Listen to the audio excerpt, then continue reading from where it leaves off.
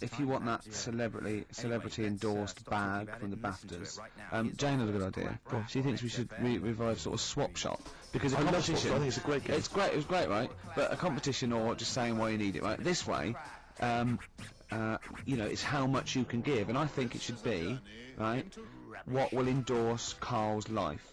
A theme of the season, I suppose. We're ending a season now of this show, aren't we?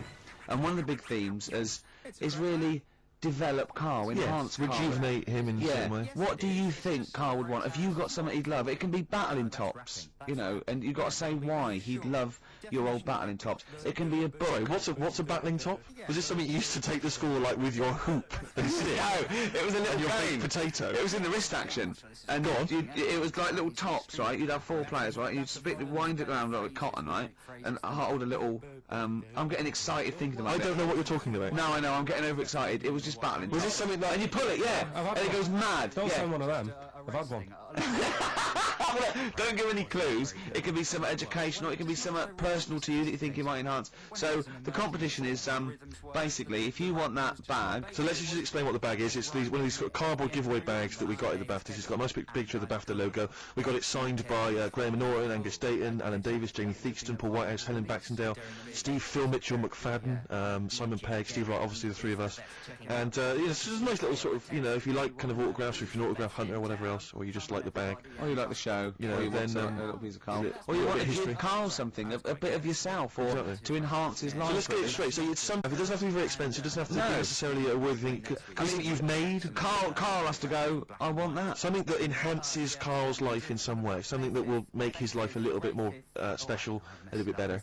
Yeah. And this is a write or email only. We don't want your phone calls on this because we're just too lazy. So what can make Carl's life a little bit more special? And we'll give it away next week. So you've got a week to email or write in with your suggestions about what it is that you'd want to swap for this this celebrity band. Is it carl@xfm.co.uk? Yeah. Or you can write XFM, PO Box 1049, London, WC2 H7XX. Give him that again, Rick. Sorry, you ought to maybe mention something like, you know, Gervais bag. Oh, I think Carl Swap Shop. Carl Swap Shop. Well, let's not confuse it. Well, it's just good to have a good name. Okay. What are you thinking? Is this going to take as long as the thinking on radio again? Is this thinking on radio again? Alright, we'll just do so, that. hang on, it can't just be Carl@XFM. Is it not Carl.Pilkington? Yeah, with a K.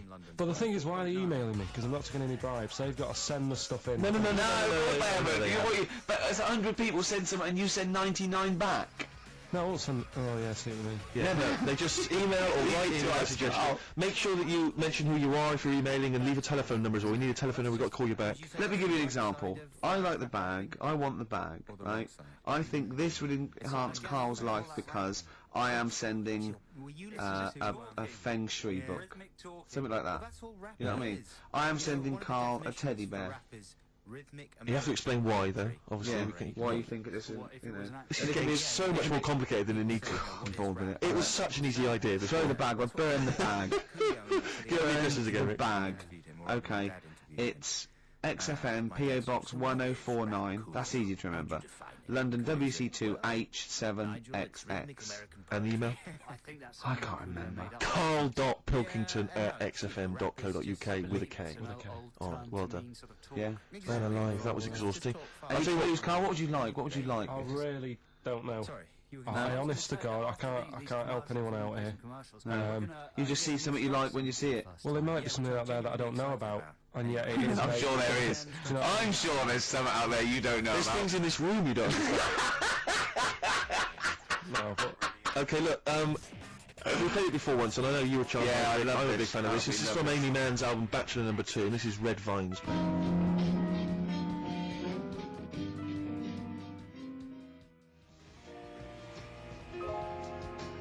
Beautiful.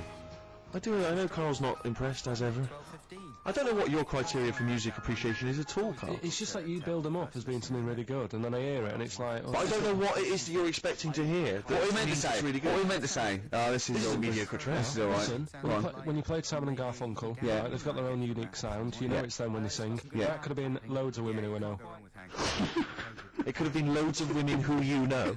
You only know your girlfriend. What I mean, Sheryl Crow, sound like Sheryl Crow to me. Yeah, but Well, superficially. But man's been around longer than Crow. Who knows what, influences she may have had? That sounds like a fable, doesn't it? Man's been around longer than Crow. Eh? But you know, I mean, that's just, there's a number. Let's be honest. Really, I mean, there's not that many great female artists, are there?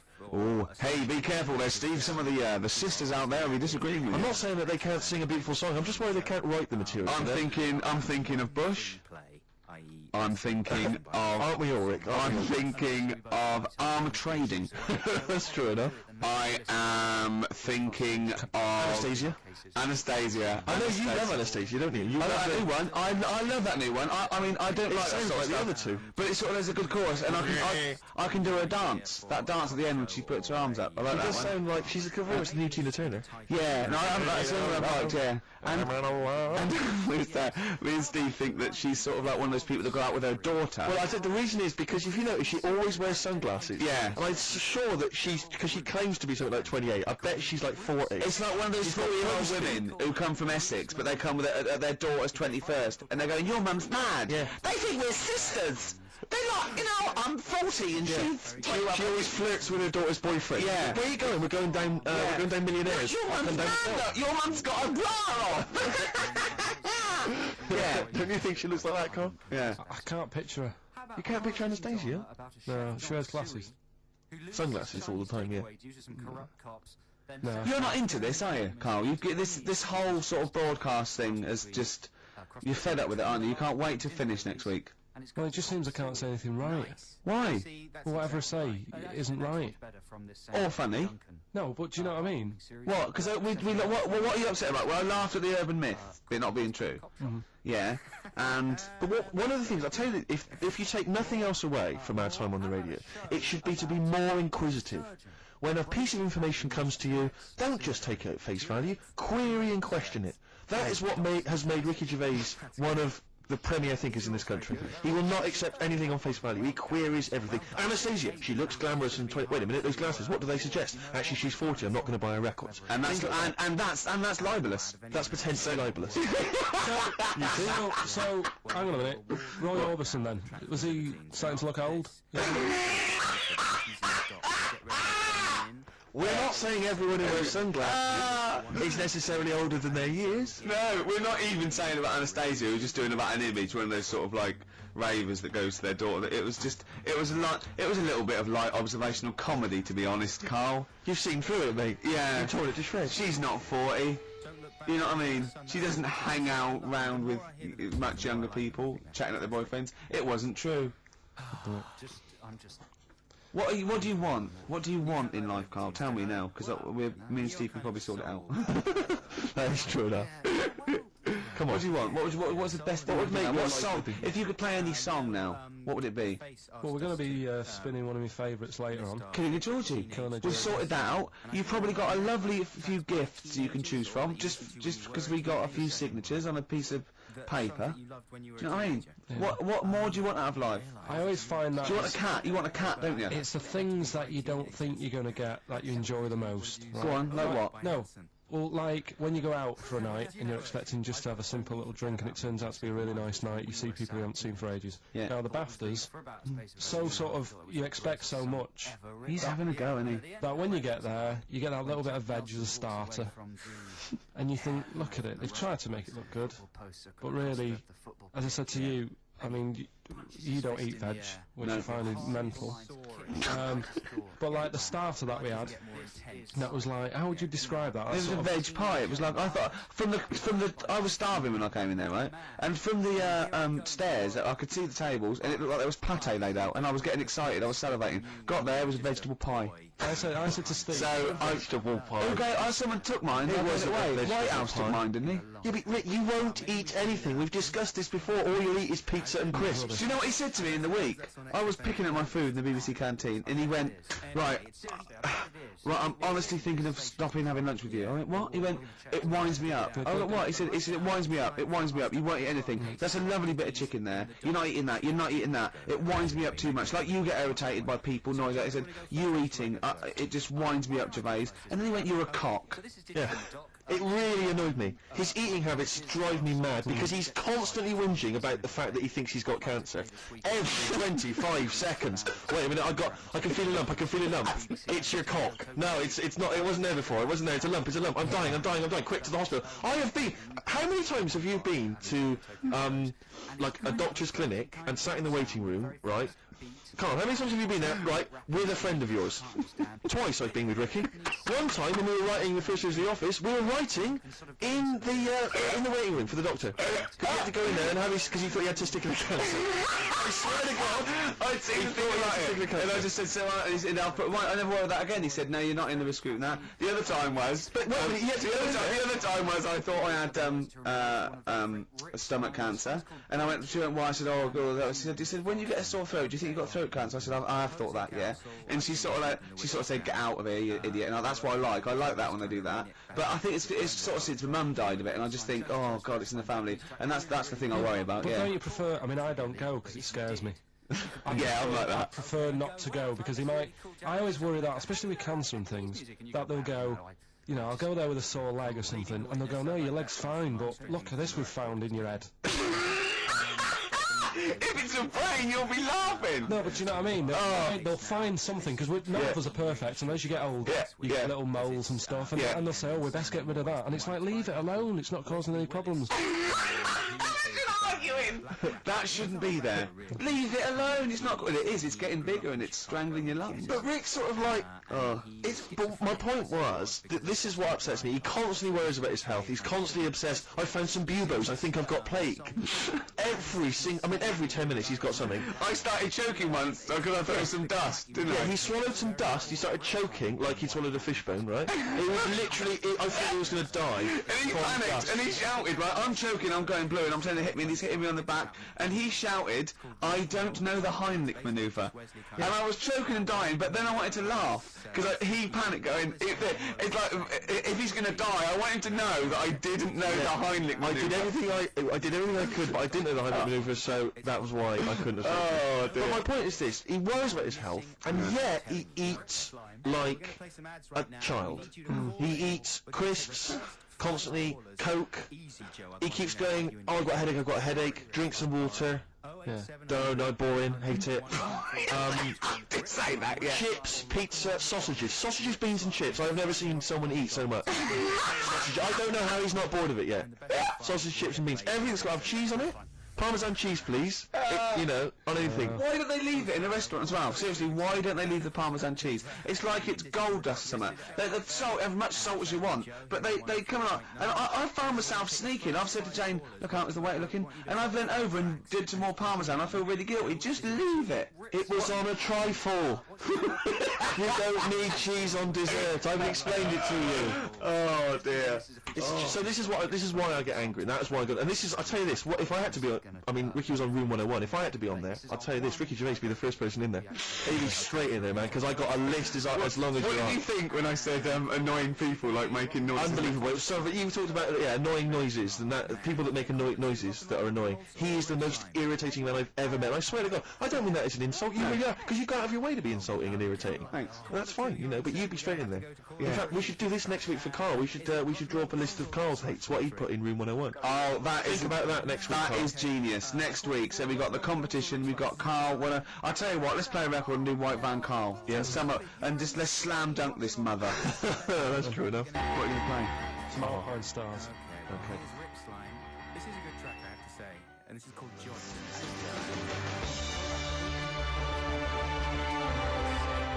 Alpine Stars, Carbon Kid, featuring little Brian from Placebo. Oh yeah. Thought I recognised him.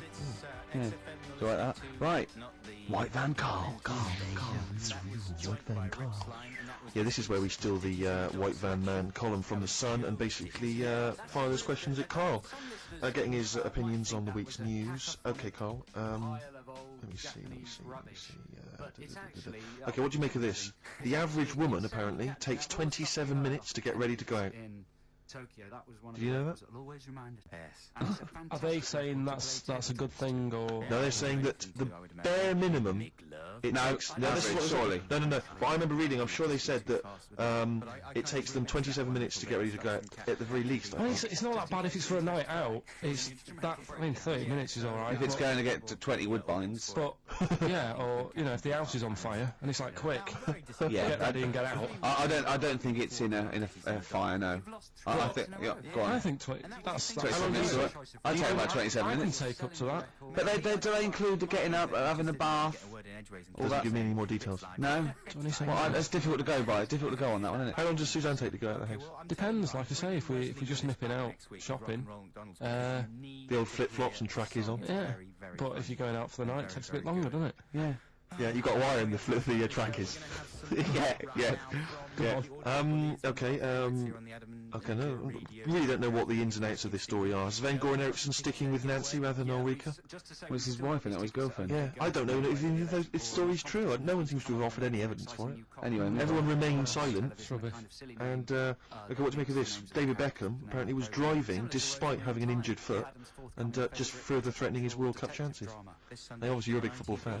Well, I'm not that big. I like the game.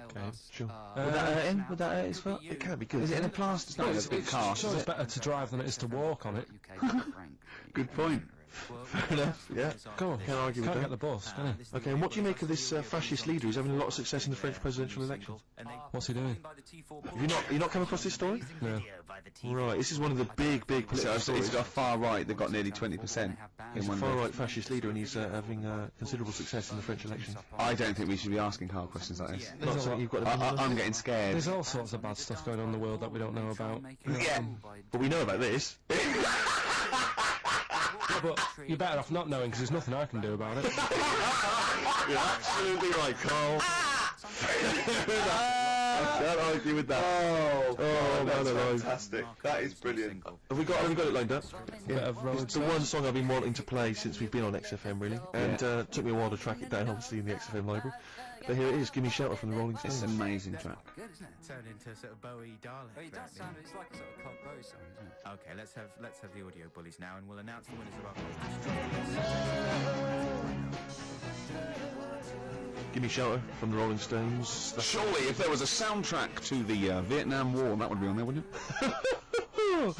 Can I just reiterate this giveaway then? We got this bag signed by a number of celebrities, Graham Norton, Angus State, and different people on there. Yeah. And if you want to win that, then you have to email or write in with what you are willing to swap. Okay, so you need to swap something, and something which will enhance Carl's life. It can be anything. You could have made it, you could have bought it, anything. But you have to have it. You can send it to us in exchange for this this signed bag, and you can email Carl, Carl.Pilkington, Carl with a K, Carl.Pilkington@xfm.co.uk, or you can write to The Bag or Ricky Gervais's Big I just Bag. realised why I've been saying Carl with a K, because you can have Carl with a C, can't you? Yes, you can. As in Cox. Absolutely. Or you can write to XFM PO Box 104.9, London WC2 H7XX. All right. That's a couple of Okay. pages there. Well, there's going to be a bit of a change, isn't there? Yes, that's absolutely right, Rick. Normally we would end the decided show, obviously, with a song for the ladies. But because it's sort of Carl's penultimate show, and we're going to play one of his favourite tracks, what are you going to... Yeah, I just thought we could play this. It is obviously the Killing of Georgie By Rod Stewart. and this is a song for the gays.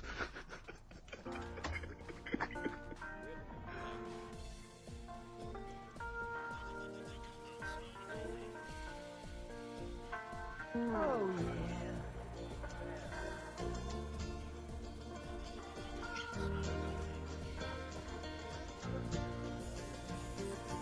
In these days, changing ways, so-called liberated days, a story comes to mind of a friend of mine. Georgie boy was gay, I guess, nothing more or nothing less, the kindest guy I ever knew. His mother's tears fell in vain. The afternoon George tried to explain that he needed love like all the rest.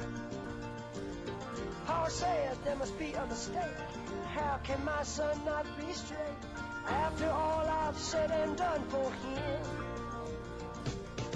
see his father took it as a sort of personal slight, but you can't help it, it's not you his know. fault.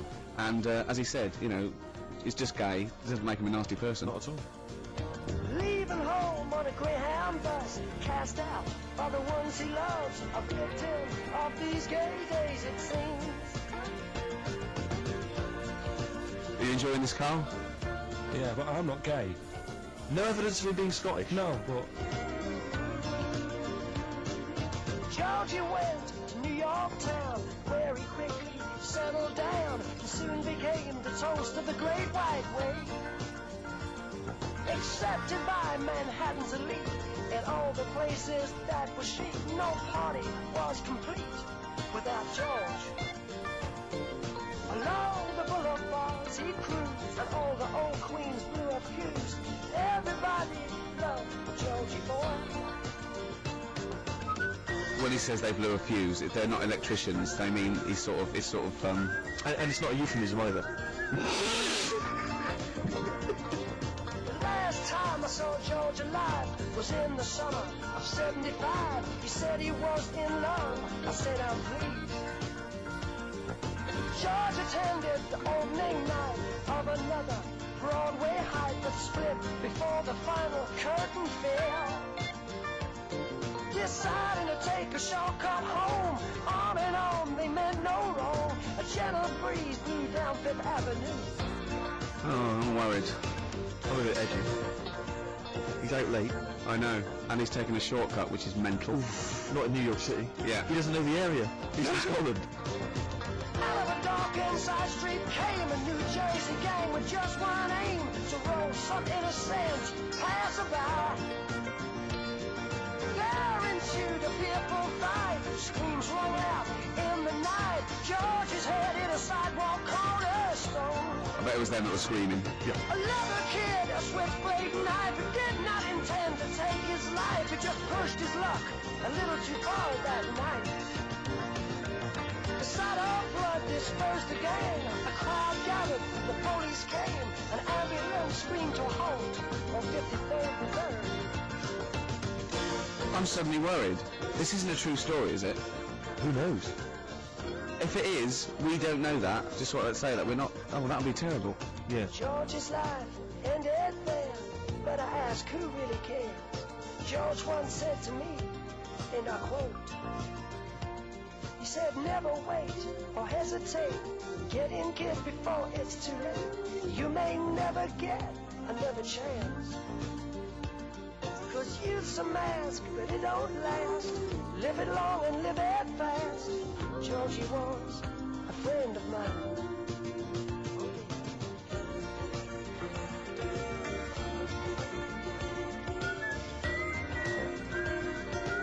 see, how come you think this might be a true story? I just got suddenly worried then. No, but how can this be a true story, but the bloke jumping out of a window and hearing his phone ringing? No, because Rod Stewart, I just suddenly thought, what if he's written a song about this and this bloke did actually exist and was killed? Then I started panicking.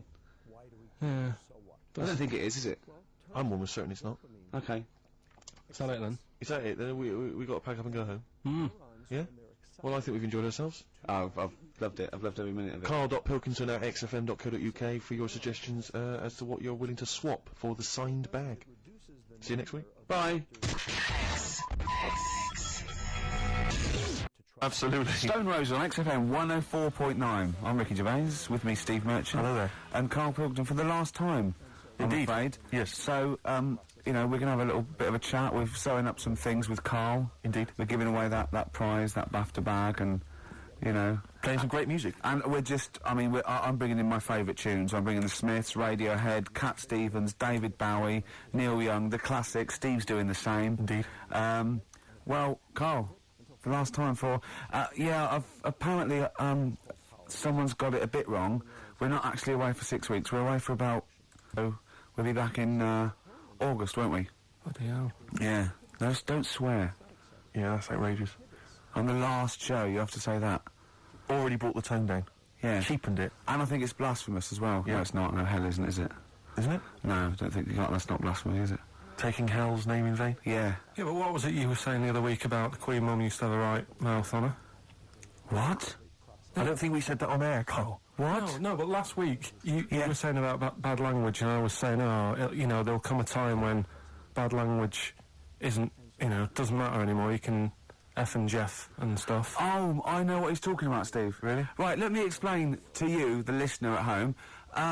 Carl was worried about swearing, and as a joke, off air, it was last week, we were saying that in the 1940s and 50s, the Queen Mum used to say things like, and we were quoting things she'd said, like sounding like, but putting F's and C's in there, and you believed us. What, so this whole week you've believed that we somehow had knowledge that the Queen Mum used to swear say- like a trooper? We were doing fake quotes from her in her voice, but putting in F's and C's, and you believed us. I mean, I didn't even think, I thought you were going along with a joke, but it obviously made an impact. Carl, we've said this, you've got to question and query everything. You can't take things at face value, certainly not if they come out of the mouths of Ricky Gervais. Yeah. All right. Yeah, sorry about that, Carl. It was a little trick. Is there any other things now that, as Is you there look back anything over we the said that time you've been we've thinking played about with that it? I can tell you now that was a lie? Anything you've maybe queried or questioned, you've thought, that doesn't seem right, that maybe Ricky's told you? Something might come to me Okay. later on, but Okay. Well, what about Carl? I mean, we love you, right? Obviously, we know that. We've got great affection for you. We look forward to this. I'm going to miss you, really. And I'll tell you what, you've got a heart of gold. Now, wait till you see what the record is, Steve, and you'll see what I've done. Is it a heart of gold? Yeah. Brilliant. Brilliant. All right. That's why he's a bronze award winner at the Sonys. I don't get up for bronze. I don't get out of bed for bronze. Yeah, that's a waste of our time. I'll focus on over there on XFM 104.9. Winner of a bronze award At the Sony Radio Awards. The Radio Oscars. So Man Phil alive. Jupiter said. That's what he called them on Liquid News. I'll tell you this, Rick. I'm not used to being on a table with losers at an award ceremony. No, I don't. I'm glad I didn't want to come in to do the final show. No. I went straight over and sat with Pete and Jeff, didn't I? Yeah. I went At over to Radio the, 4. I went over with Paul Gambaccini. I went over That's to BBC World Service. Yeah. It's a lot funkier. A lot Yeah. cooler. Won an award. Yeah, won an they award. swept the boards. Yeah. I don't. Bronze is nowhere. What was the mood? What was the mood here? Silver's. What was the mood here? Because the day after, because people were, let me tell you that, I think XFM deserved an award, and I thought it was criminal, actually. But what I did like about that we certainly had the room, because Pete and Jeff said good luck to us and Christian. That was really nice. And then someone else mentioned it. James Nesbitt. James Nesbitt said XFM and stuff. So it certainly had the. He said something about it. Yeah, Did so he? it certainly, Gamba? it certainly had the room. And for a local, you've got to realise it's a local radio station, and it's good. You can't compete really with Radio 2 and Radio 4. And The day after, here at XFM. It was all right. I mean, I think we expected a few more, but you but shouldn't take this thing seriously anyway. But what I didn't never realise, take Rick- awards seriously. But what I didn't realise is you have to pay thousands of pounds just to nominate. You're joking. Just to get into the running for an award. So you've already, they've squandered thousands of pounds. No, just it's not to a thousand, It is is. it? well, it mounts up because you pay to enter. And then the table. You've got to buy like mini discs and that to send your stuff in on. which Sure. adds up with Sony mini discs. Oh, I see what you're saying, I'm Carl. not saying anything. No. And also then you've got to pay for the table Right. and the food and the drink. I mean, it's a few grand. I swore on live television as well that night. Yeah, but I've never done that before. I mean, I've sworn before, but never accidentally. And we were being interviewed for, and Christian was sort of like quite, being a bit boisterous, and he must have brought out the worst in me, and I just accidentally said the F word, and I apologised straight away. I didn't want to embarrass Phil Dupas. He was doing a good He does job. that himself, yeah. but I was thinking about yesterday, and you're saying a bronze isn't worth having, right? Yeah. But say like We're only joking. None of them are worth having, but they're very nice. They're very nice to No, win. bronze is and it's- pointless. But you say that because, like, bronze is like coming last, isn't it? Yeah. Yeah. Right. Yeah. Can you tell me the name of the person who won the marathon this year? No. Yeah, but that's because we're not sporty. I'm sure there's lots that can. But then the guy who came last, who was in the swimsuit, people remember him. And No, I don't remember his name either. No, what's his name? No, but he was 6 days late. I mean, he was really Yeah, but bad. what's his name then? You see, well, no one's remembering either. No, but if someone said who won the marathon, I'd go, I don't know, but there was that guy in the swimsuit. Well, I'd say I don't know. It was a woman. Yeah. She had shorts on and trainers. I'm just trying to make My point is, what they will remember is that we were losers. That's what they'll remember. They may not remember our names. Yeah. They'll just point and shout losers We're all winners, though, aren't we? We're all winners, really. for taking part, sure. Yeah. And it's all subjective as well, isn't it? Go on. I mean, I'm not going to moan about awards because you've won a lot of them. It's like saying they don't mean jack. But Yeah. at the end of the day, right, there's some shows that won awards and you go, yeah, that's worth an award. I think you've got to treat it... I mean, some awards actually boost your profile or career or your cachet or everything like that. Some it's just a nice night out when it's nice to win, but I don't think you should really take any award that seriously. What worries me, though, Rick, as I mentioned on the night, is that when I was at school, I mean, you look at me now, you probably think he's an athletic kind of guy, he's a sporty dude, you know, but at school, bizarrely, that was not the case. No, what were you, a bit of a lanky beanpole? With It turns out, You're yeah. joking? Yeah. Oh, right, okay. So, but yet I got a silver in the high jump. And I've done better in the high jump, right? Did no training whatsoever, did no Yeah. practice, just turned up. You were 2.5 foot taller than every other person in your class. Yeah, but wait a minute. People think that if you're tall, that makes you easier. It makes it easier for you to do the high jump. Surely not, because I've got all that leg to get over the pole. That makes it harder for me. Don't Surely. talk rubbish. What are you talking about? Well, of course, the taller you are, the more chance you got on the high jump. What? Explain that to me. being equal. Oh, what? Are you okay then? So, is it harder for a 6 foot man to step over a matchbox or a baby midget? A baby midget? That is tiny, Rick. Hang on. Here's something I've learned, remember? Go on. Back to, like, show 4 or whatever. Go on. What is it? The flea can jump over the London Eye? No!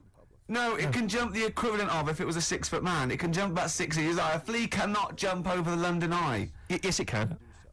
Yeah, it can. And Tell your kids that. God.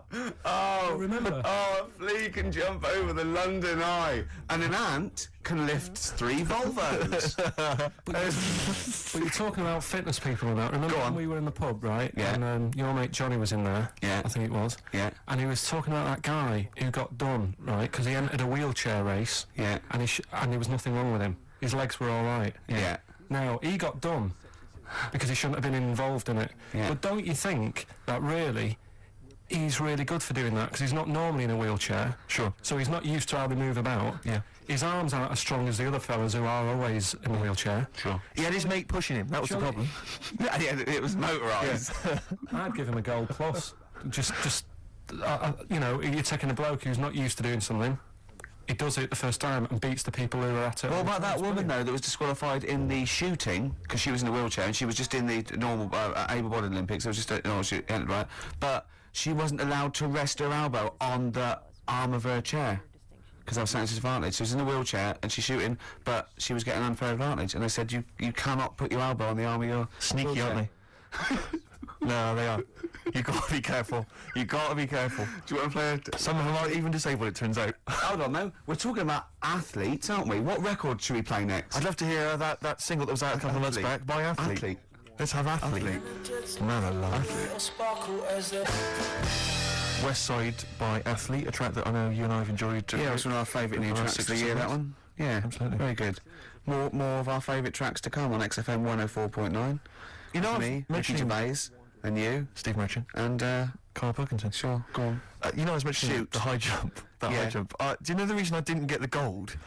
It's faintly embarrassing because the guy it was just neck and neck, me and another guy. In fact, he was slightly shorter than I was, and I was using the traditional Fosby flop. Is it the Fosby flop? Fosby flop. And he was using a method which I can only describe as the Superman, where he was running at the bar and diving headfirst over it. I've never seen this technique before. It's illegal, that's Absolutely why. incredible. Is it not Yeah. allowed? The Fosby flop only works because his shoulder and that are going over before his head. Right. That's they got around the rule. You weren't allowed to dive over because it was too Obviously, easy. no one monitoring that. Yeah, no. Just the no. games teachers having a quick fag. Yeah, yeah. What was his name again? Yeah. The fag. I think his name was Mr. Woodbine. But he anyway, so he's using this method, right? And it gets neck and neck, and I don't know how many chances you get to knock down the bar. But anyway, it got to the point where basically I had to get over the bar, or I was going to come second. Sure. And I decided at that point to use his method. Because he'd seemed to be doing so well with it, I thought, well, I'll try that then. That looks Oh, easy. dear. And ran at the bar, launched, didn't actually get my feet off the ground, just hit the bar like I was someone finishing a race, you know. go Did for the thing. you It was have- so pathetic, it just clattered everywhere. I just want to get this picture of you at the age of what, 15, 16? Yeah. 6'5" already, probably? probably, yeah, yeah. Probably what, about 9 stone? Exactly. Yeah. Did you have your glasses on? Of course I did. You must have looked pretty And sexy. probably a small bum fluff tash. Yeah. Yeah, as well. that must have been good. That was was a it good true looking- once, when you were about 16, you decided to wear a dicky bow to school? Yeah. That Yeah. must have been great. That was during my PG Woodhouse phase. It's not. Yeah. You thought you'd be a hit with the ladies if I you were thought- more sophisticated. Not only that, I thought it made me kind of kooky and eccentric. Yeah. Like I wasn't already. 6'7", goggle-eyed. Yeah. Like they're not already thinking there goes a weirdo. Oh, he's a weirdo with a bow tie. Yeah. Does it spin round, mate? Yeah, what a 'Cause you're catch. getting me hot. Exactly. Oh dear. Yeah, I wore that for about 6 months, and it was in school colours because we had to wear a tie. It's just school, but this was a bow tie. I mean, now I don't. Oh man, I can't believe don't know it. what I was Carl, thinking. when you were a little Pilkington, right? What was if you had hair? What would it be like? What do you mean? Well, you obviously had hair then back then. What was the style? It was like sort of. I had quite sort of fine, sort of straight hair. Yeah. Right. Hairdresser once said to me, "You've got hair of a Chinaman." He was a wise man, wasn't he? What do you think that meant then? Oh. He just said he just said you got the same hair as a Chinese man has. Very straight, quite fine. Why is he telling you? I just imagine this pal going, the Arsenal did well, didn't it, sir? Should I have someone on that? You got that you have the hair of a Chinaman. I'm sorry, nothing. You're not the spy. No, I'm not. Thank you. Good night. Oh, It was- you're not it my was- son. Yeah, lovely. You was have the what- feet of a fish. I'm sorry, nothing. It's not you. Okay, next. You have the hair of a Chinaman. It was one of those barbers. It was a cheap one, just on a railway bridge. I don't believe that. Go on. On a railway bridge. That's why it was cheap. There was very low rent, so he could charge. That wasn't 50p. the barber. That was a man with some scissors. Yeah. Did you go? Oh, I have to move you there, sir. Wow. Okay, back in the chair, sir. I imagine them on one of those things you always see in old films where you've got You have to press pump it up on and that down. thing Yeah, so it like a travels along the seesaw. track. Yeah, It that's wasn't as good as that. It was just a normal chair, little wooden hut, and he did have to stop when a train came past because it used to. Well, because he had to change the signal. just making a few extra bucks. exactly. Yeah. Oh, I love That's that. Manchester for you. Oh God. I always it remember wasn't Bernard Cribbins, was it? I always remember him saying, "Do you want your hair washing?" And I said, "Is it free? You know, does it come with it?" And he said, "Yeah." So I said, "Oh, go on then." He said, "Hang on, then I'll just have to wash these mugs up." He had like a sink full of mugs. Oh So I'll just God. take these out and then I can wash your head. Oh no. And that's why. Why did you go to this man? It was cheap. It was How like much was it? About £2. And when was this? God, at 88, 89. All right. Yeah. So what happened to your Chinese hair? When did it start coming out? You have the hair of a bald Chinaman now, don't you? You've got the hair of a Chinaman in a box now. I used to just work a lot of hours, and I think, That's what made it fall out. yeah, of course. No, it's like- not. It's genetic. You can't It's not genetic. Of course it is. Your dad bald? No, he's got more hair than me now, I think. Is your mum? Kojak's got more hair than you, Carl. Anyway, Don't have a go at Carl's hair. That's a bit harsh. Oh, look at his little what did it say before in that book about going bald? It said it had a little tip, didn't it? We'll go over them later. It says if you're going thin, doesn't it say cut your hair short and something like So that? it too? makes you look thicker. Yeah. Oh yeah, we got people are offering Carl lots of. We're coming up to that. In Yeah, a well, we'll few go through that. minutes. So obviously we. To win that BAFTA bag. Shall I remind people what the competition was? Yeah. Last week we were giving away this bag that we got signed by various celebrities at the BAFTAs, and we asked you to email or write in with your suggestions as to what you have that you could swap for the bag, and it has to be something that will enhance Carl's life. We've had quite a lot of suggestions. I'll go through those a bit later, but they're some of them are quite eccentric. Meanwhile, I'm going to play one of my favourite songs off one of my favourite albums. Look forward to hearing it. It's Radiohead, it's the Bends, and this is Black Star. Go for it.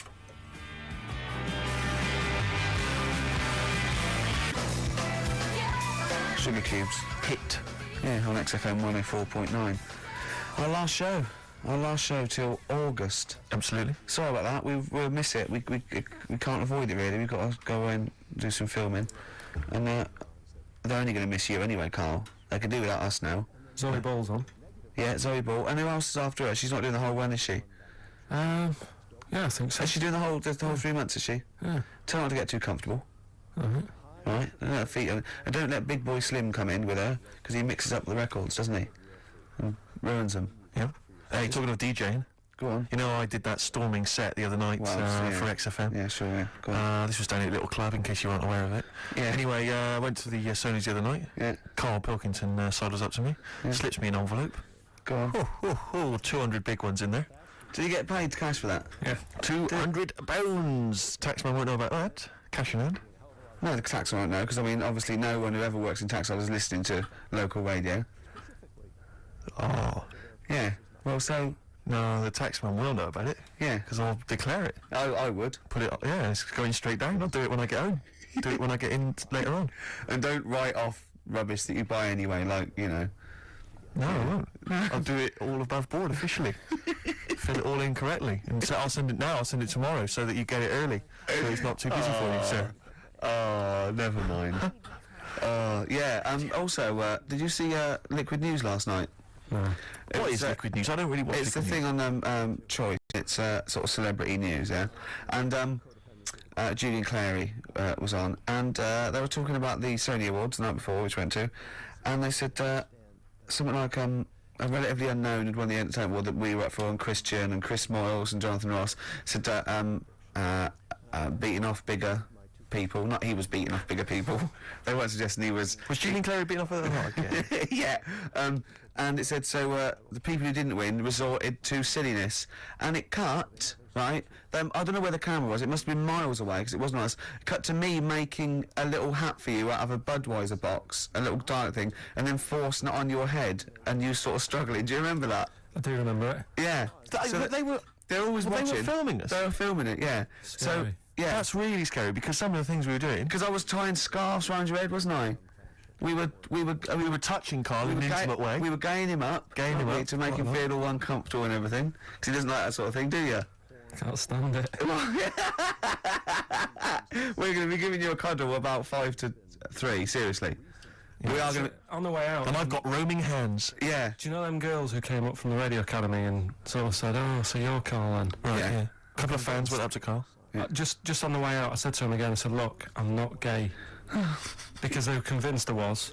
That's because if you remember a couple of weeks ago, we teased Carl that he had to go as Steve's partner to the BAFTAs, and they really meant partners. You know, after the show, when he was walking around, he was going to go buy his suit.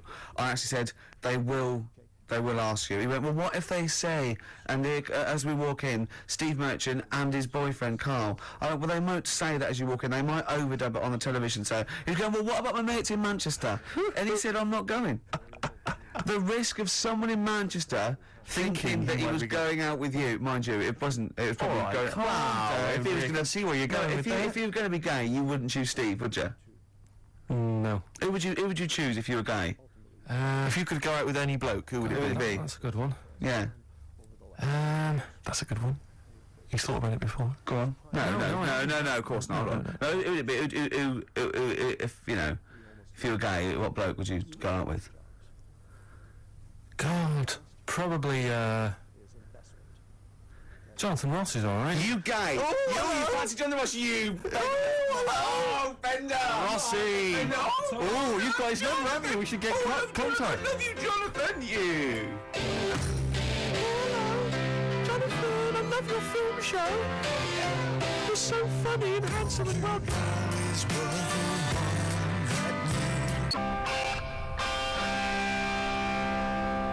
Rock and roll with me, David Bowie of Diamond Dogs. One of my favourite tracks. Cracking. Great track, isn't it? Well, it's time for Carl's Room 101. Carl was too shy to obviously ever do this for real, but we thought that end the run of this with things that Carl hates. Yeah, we know the thing he likes. We know that. So, Carl. Okay. We should just point out that we've been inspired by the TV show Room 101. We didn't come up with this ourselves. Yeah, we did. This is Room 102. Yeah, we'll be Paul Merton, and you be Carl Pilkington. Right. You can try to banish to Room 101 all those things that you dislike. They're never to be seen again. Will you please welcome Carl Pilkington?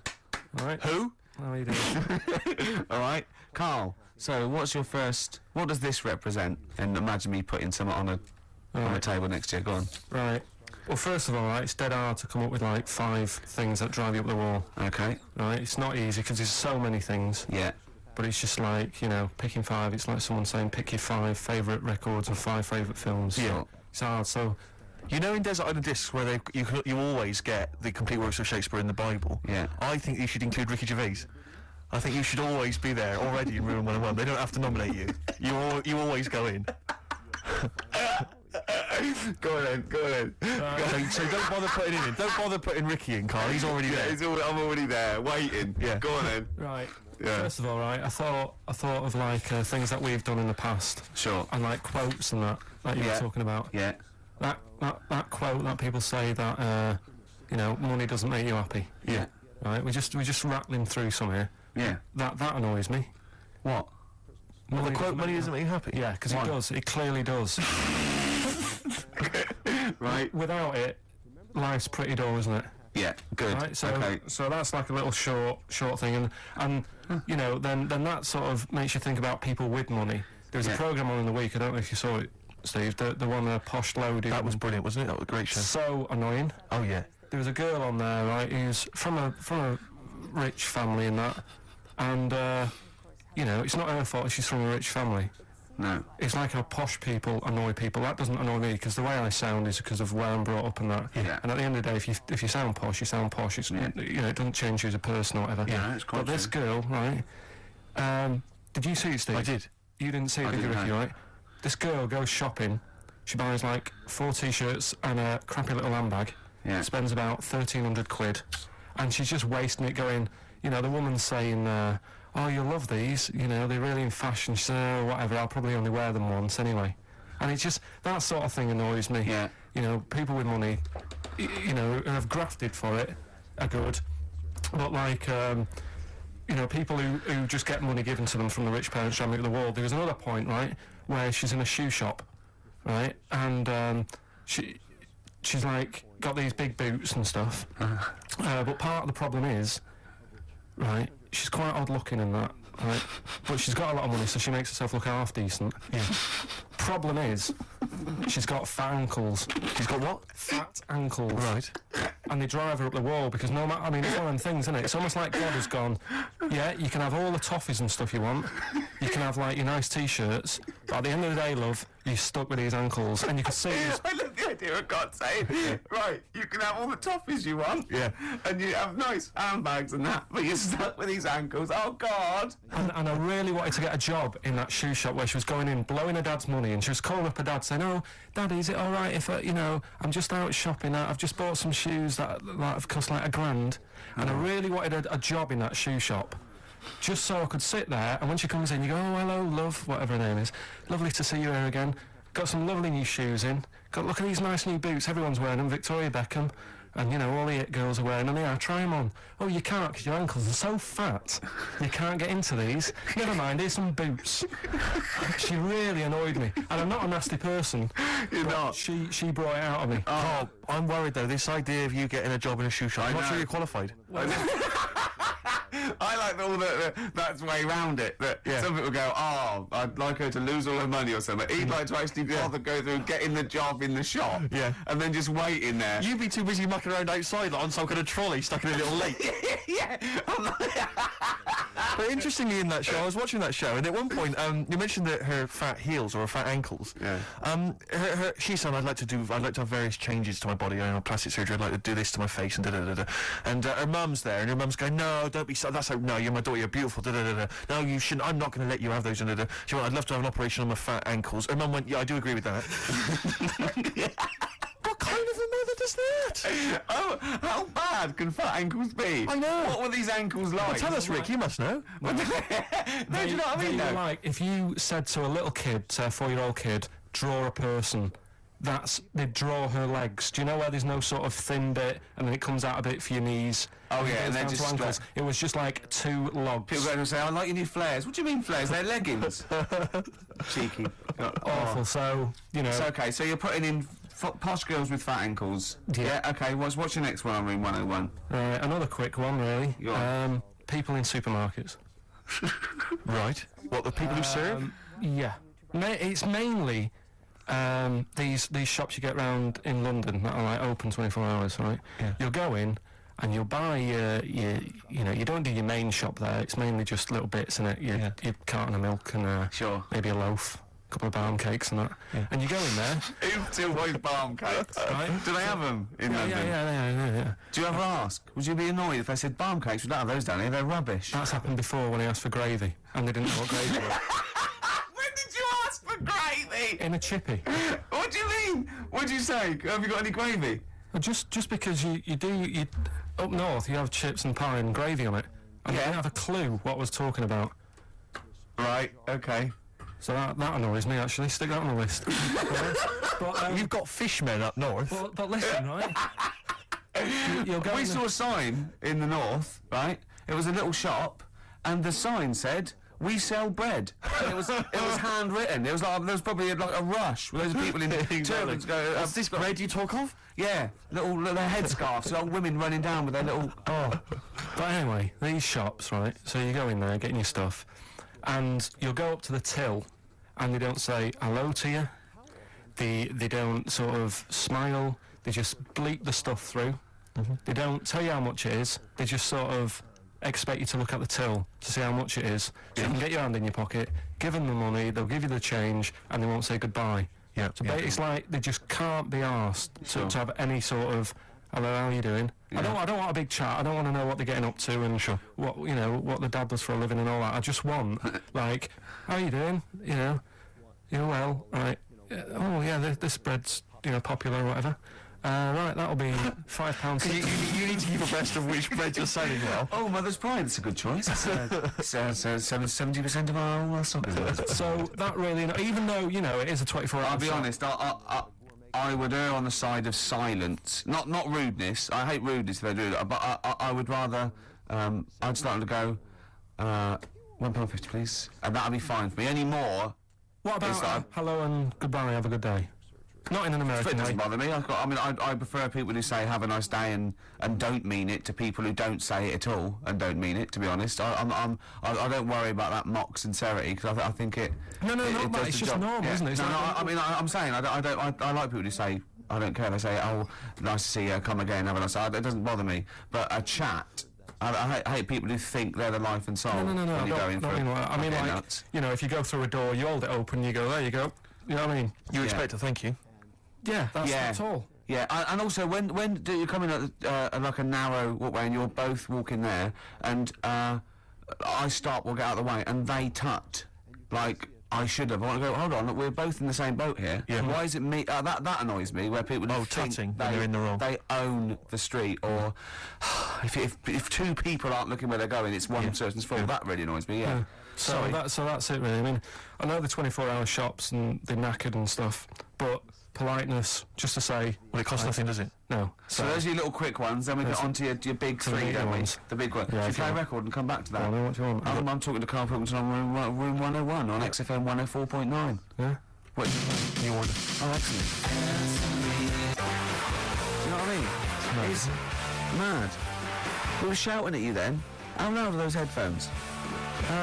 Pretty loud, but I'm always wearing headphones, so... Yeah, but look what I'm doing. This is an old radio trick. You put one earphone over your ear and the other one off so you can hear people in the room. Lives on XFM 104.9. What did you want to say? Doesn't matter, Carl. It does. The point is, it could have been important. It could have been a fire. Yeah, when we shout anything, you jump. Yeah. Do you know what I mean? Come on, Carl. Get with the programme, all right? Hey? Right, what other things you want to put Yes, in room 101? Other than us. Spiders. Right, go on. I know Ricky. All spiders, yeah? I mean, not all spiders, because there's some spiders that are on the planet that don't do any harm. They clean up stuff, don't they? I got little brushes. Do you mean janitors spiders? yeah. No, there's some that, Hong Kong leggy. just get on with stuff, but I'm talking about the spiders that are deadly. And spiders that are massive. I mean, Johnny's mate, Ricky's mate, Johnny, I mean, he was talking about how he was in Australia, and he was sharing a room with a mate or whatever, and his mate was having a shower, and said, Johnny, just come in here a minute. And he went in, and there was a spider on the side of the bath that he said was the size of your hand. 2 hands width. It's sort of like a size tractor, just like 8 inches across. I mean, that big, right? And the daft thing with that one is that can't kill you. It's massive. It's got no purpose. It's a huntsman. Yeah, but what? Somebody said it does, right? If you sort of walk around it and it thinks you're going to try and trap it, it hisses at you And jumps at you. and jumps on you, and sort of clings on. That's terrifying. You'd be sort of running around trying to get it off, and it's just gripping on like the old stag beetle thing again. Yeah. It's clinging onto you. But there is no. What I don't understand is why is that spider that big? Right. Because no doubt it only eats stuff like normal spiders do, but it needs to eat more of them because it's a bigger lad. Right? Yeah. It doesn't actually do anything. It's not like I just don't Doesn't get track, doesn't paint, doesn't do anything. Yeah. It's just getting in the way, and it's one of those things that are so big you couldn't kill it. Because can you imagine like the mess that would make if something that size if you stamped on it? Yeah. Which I'm not, again, I'm not a fan of. Yeah. But I don't get that. And then there was a programme on a few weeks ago on BBC about spiders, and there was this one, right? It was going, there's so many spiders in the world, and apparently there's so many of them they can't give them all names, right? What they're saying is once one dies out, they'll actually introduce another one, because there's so many different breeds of them that it's impossible to sort of make a book and list them all. Right. What? It's like the book a would be queue. infinitely long. Well, yeah, Yeah. it's like a queue. They're not trying to name it individually, are they? No. That's their problem. No, Yeah, seriously. yeah. Just keep it down to the Ziggy. species. Go on. This is true. This. Go on, yeah. So they'll sort of go gives a spider the Black Widow, right? Black Widow, they've all died. So who's next? And they'll say, here's a redback. Yeah. And that's how they introduce them. So this programme was going on about this. Right? No, they do it. Okay. Okay, all right. Right. So anyway, there's this little one, right, in Australia, and it shows you some kids being dead happy and playing around in the sun, loving it, all healthy and that, and love being in the sun. They're playing around the pool, and there's a couple of them there playing swing ball and that, dead happy, not a care in the world. And like one of them goes, I'll go swimming because I've been playing swing ball for an hour. I got a bit of a sweat. Sure. Go for a little breaststroke or whatever. And they get in the pool, and they can't wait to have a swim about. And then it pans to the bottom of the pool. Yeah. And there's this little spider just sat there dead still. Right? Sat at the bottom of the pool holding its breath. Holding its breath. Okay. Cheeks going up red, eyes bulging. 8 pairs of goggles on. One goes by with a snorkel. You should have thought of this. 4 pairs of flippers. It's sat there in the deep end, right? And then it pans back to the kids having a good time, chucking a ball to each other. I can see what's going to happen here. And it pans back. It's not going to join you in the game, is it? No. And what happens is the kid starts bouncing up and down on the floor. Sure. Goes and sticks the kid goes and puts a foot on the spider. Bites the kid, and apparently, if you're not seen to, you can be dead in 15 minutes. Sorry, why does this spider sit at the bottom of the pool? That's what it likes to do. Animals don't do things they like to do. Animals do things for a reason. Waiting for a kid to come along. So No! It doesn't make any sense. It doesn't make any sense. well, that's what it does. It doesn't go out to murder kids. That's not what it does. No, there must be a reason. I mean, if you just stopped when you watch these programs and don't get involved with the music and the odd, why does it sit at the bottom of the pool? There must be. It either goes there for protection, food, to cool. It does it for a reason. It doesn't go there to wind up swimmers. Yeah. There must be a reason. If anyone's watching, please, if you're watching that program, I don't know about this spider. What's the name of the spider? I'm not sure. Okay. Well, it did say- 08700 800 123. Is it the Duncan Goodhue? Is it bald? I mean, I don't know, maybe it does go into other things like ponds and that, and maybe it does the same for ducks if a duck stands on it. But why? The duck stands on it! Oh, I love your brain. Probably because eventually, a kid can get saved if it's seen to in 15 minutes, but a duck is just going to wander around and go, God, I don't feel well and what have you. What good is that to the spider? Because No, I'm saying it might kill it if it might protect itself, but it must be in the pond for a reason in the first place, or the swimming pool. It must be down there for a reason. It must have another agenda, evolutionary wise. It can't just do it. Could it be in training for the Olympics? unless it is just cooling. like those, because on one of the other programmes that's a bit mental. Oh yeah, that one. Yeah. The one with the lizards. Did I tell you? Right, let's not get into lizards. This could take. Okay, no, go on quickly. No, this is a good one. It was a programme, BBC programme again, on how insects and animals help each other out. Yeah. Right. They were saying how you might think they're an insect, but they think like humans do, and they all help each other out. Right. And there was this lizard that is running about in the desert. Right. And it's going, God, it's roasting. And what it does, it makes a little hole in the sand, and it goes under the ground and it cools down, right? Yeah. And then you see one of the locals, I think it was in Egypt or something, and the Egypt bloke comes walking along. Egypt bloke. And Is he walking like an Egypt bloke? Walk like an Egypt bloke. and what he does, right?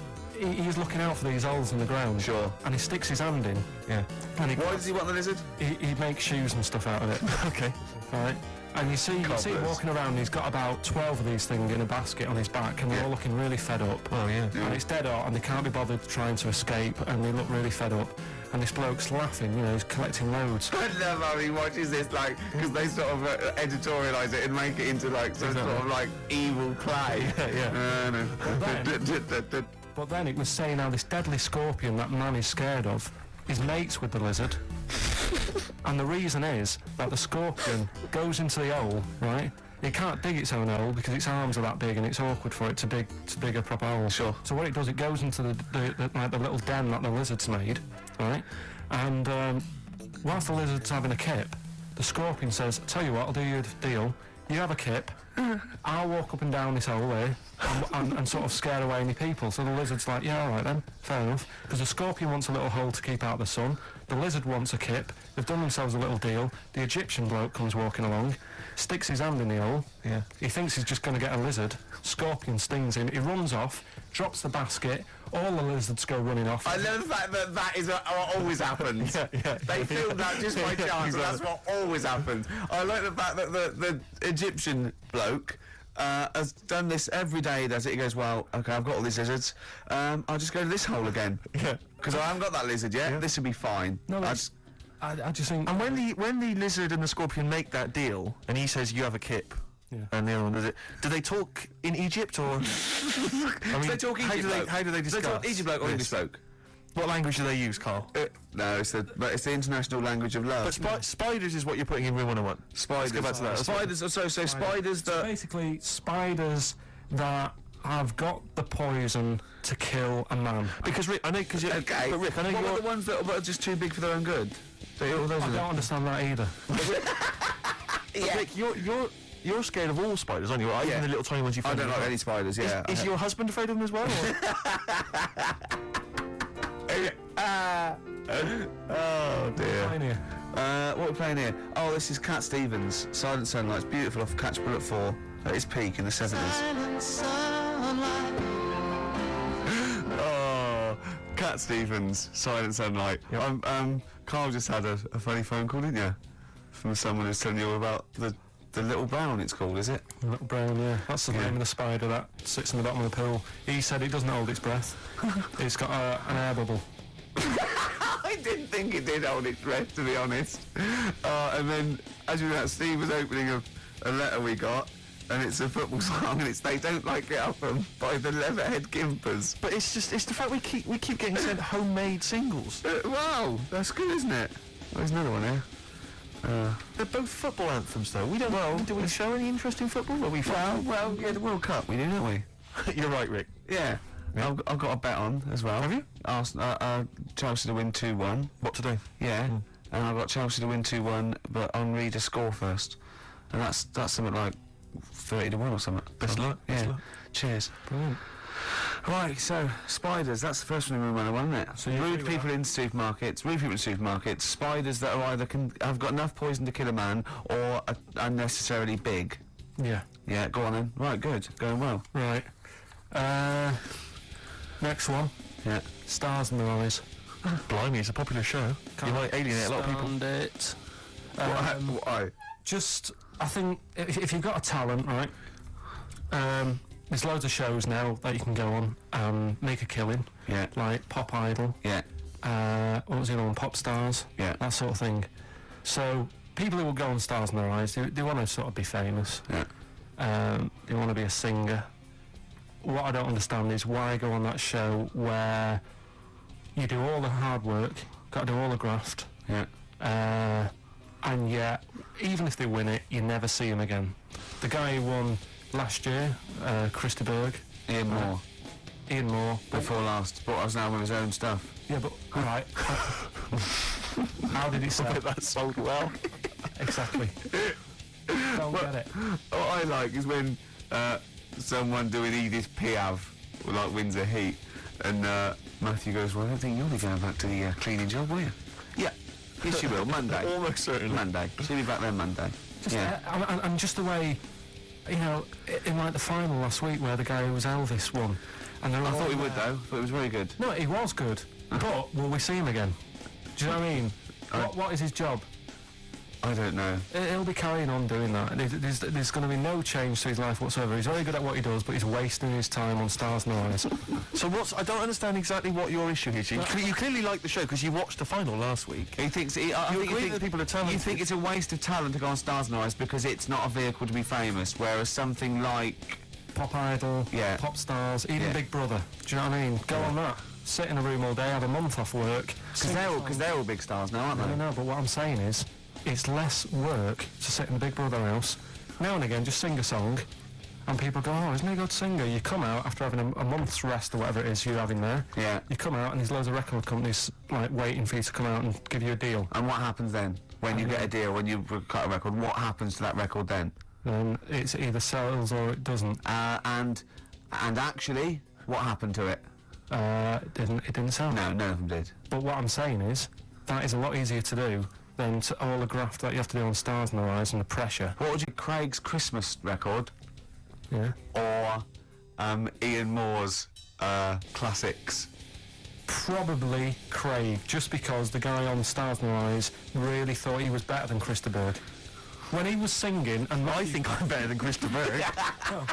he was singing, Christa Berg came walking on, Did he cry? and he didn't stop and go, "Oh, I can't believe it, I'm a big fan." He was sort of carrying on, like, "Don't interrupt me, I'll have a word with you in a bit." You think you should show the man he's actually making a little bit of living off? Yeah. Emulating. A bit of respect. A bit more respect. And the most annoying thing... I imagine them arguing, resting each other's floor, saying, "I'm Christa Berg, no, I'm Christa Berg," like two ventriloquist dummies, just having a fight in the dressing room afterwards. The most annoying thing of all with Stars in Their Eyes, people who go on and do people like, say like, I think last year someone went on and did Lamar. Now, if you want to... Because the whole idea is with Stars in Their Eyes, you get work off the back of that show by, like, companies, don't you, say, Yeah. "Let who we book." Yeah. You could get the real Lamar for about 30 quid.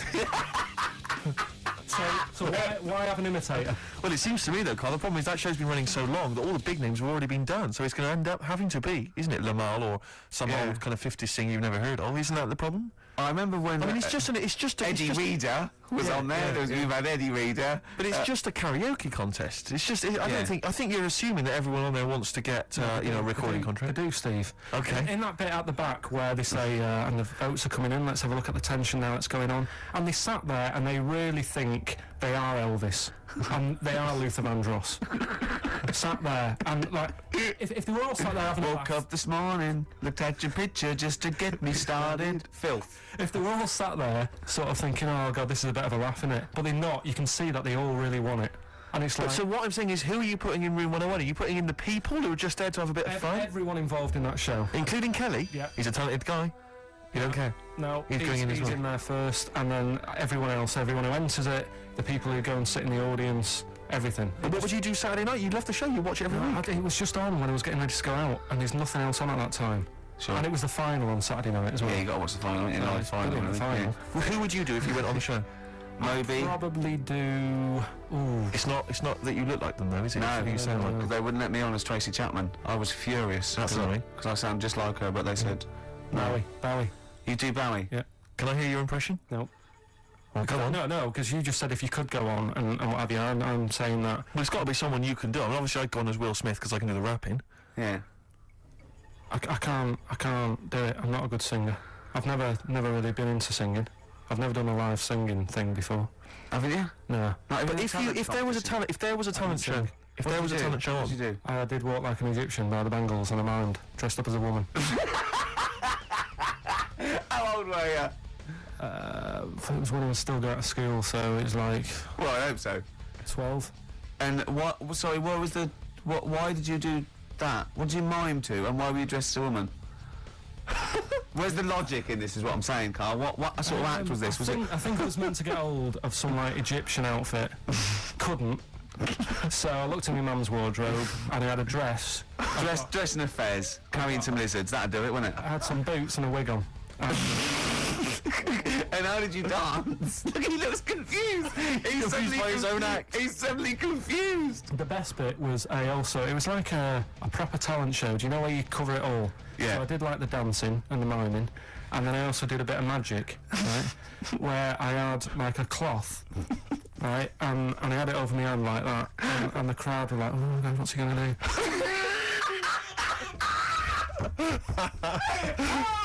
Of course they were. Go on, and what was the trick? They weren't saying that. And the crowd going, oh, what's the great That's pill? one chorus. Ooh, what's he gonna do? Oh, what's the great pill Coley gonna do? So what I did was, I stood there teasing them, Teasing the audience. yeah, and I pulled. I said, I'm gonna make a bird appear before your very eyes, okay? And I pulled the tea towel off, and I just had hold of an egg. And I said, oh, it isn't born yet. They loved it. He's so proud of that. Look at his Did you come up with that yourself? Yeah. Did you have any help at all? No. So you did Walk Like an Egyptian and Dress as a Woman, then you did the egg trick. And then I was also playing like a janitor, because when the next person was singing, I'd come on and all the electric went off, and I came on going, oh, because I only got 50p for the meter. Oh, you're quite a little showman, weren't you? And then like, you know, the Did you win? audience chucked us some money. Yeah. And, Are you sure you weren't actually employed as the janitor? No, did you win? No, I think we came second. This really tarty girl who did Madonna like a virgin, and I thought, yeah, right. Like you are. She was a right ropey little woman. But, So great. Okay, so Spy the Stars in Our Eyes, we better play a track, hadn't we? Indeed, yeah. Bit of Tom McRae. This was a track we played a while back. I enjoyed it.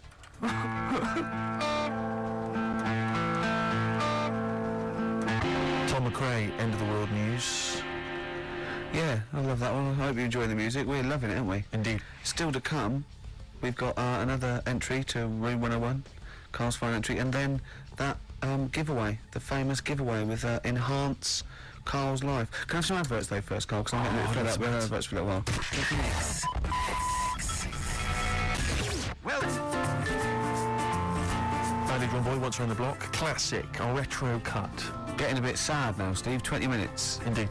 I've got so much to say. I've got so much to leave people with about Carl, all the things he's done. Looking back, Carl, do you remember when I put up the waste paper bin on your head? Classic. Classic time, yeah. Yeah, do you remember that? Or what did I do to you today? Well, you tried to bring the same memories flooding back to me by putting the same grotty bin on the head. But the annoying thing was, last time we did it, it was quite a new bin. Yeah. Did it today, it's rank, all sorts of stuff on What it. else did I do when I saw you go around the corner down there? Go on. I went to get the paperwork and that you need to produce the show. Yeah. And came around the corner. Ricky was sort of hiding, and I was concentrating, reading stuff. And he goes, I don't imagine it was as soft and gentle as that. I imagine it was more like... Exactly. Like that. And I tell you what, I nearly exploded because he sort of hopped on one leg, right? And he sort of, I don't know why I'm doing this, but he sort of was walking out and on, we're looking down, and I went, and he hopped like that, and it went. Rest assured, listeners, that if you were here, it's not any funnier than it is if you were listening at home. It's only amusing to Ricky. it makes you feel really refreshed. He was going on in a heart attack like that, and I was nearly having a heart attack laughing. And he went, I feel good now. He said, I can see why people skydive. He said that would be good for people that were ill. Oh, Carl. They've made it feel... How am I gonna live without Carl for 14 weeks? Oh, you'll find other people to irritate. Oh dear. Okay, so right, well, we got this was final entry in 101, but we've also had so many emails and letters about this competition. People trying to bribe you with things. They've been great. Can you read a few of them all? Absolutely, yeah. Well, obviously, this is people are trying to win this bag that we got signed at the BAFTAs. We got Graham Norton, Angus Dayton, Alan Davis, Jamie Theakston, Paul Whitehouse, Baxendale, Helen, Steve Filmich and McFadden, Peter Davidson, Simon Pegg, Steve Roy, all different people signing the big bag. Do you know what I think though? Oh. I don't think people want that. I think they want to contribute to Carl's existence. Well, this is I what- really genuinely think that Carl was sort of you've you've only been how long have we been doing this now with you? Sort of like in the area 3 months. Yes. I think you've touched people's lives, Carl. I don't think I've ever met. Well, I haven't met you, but I think your soul comes across as like a cross between. I'd put it's like a cross between a cat And Rain Man.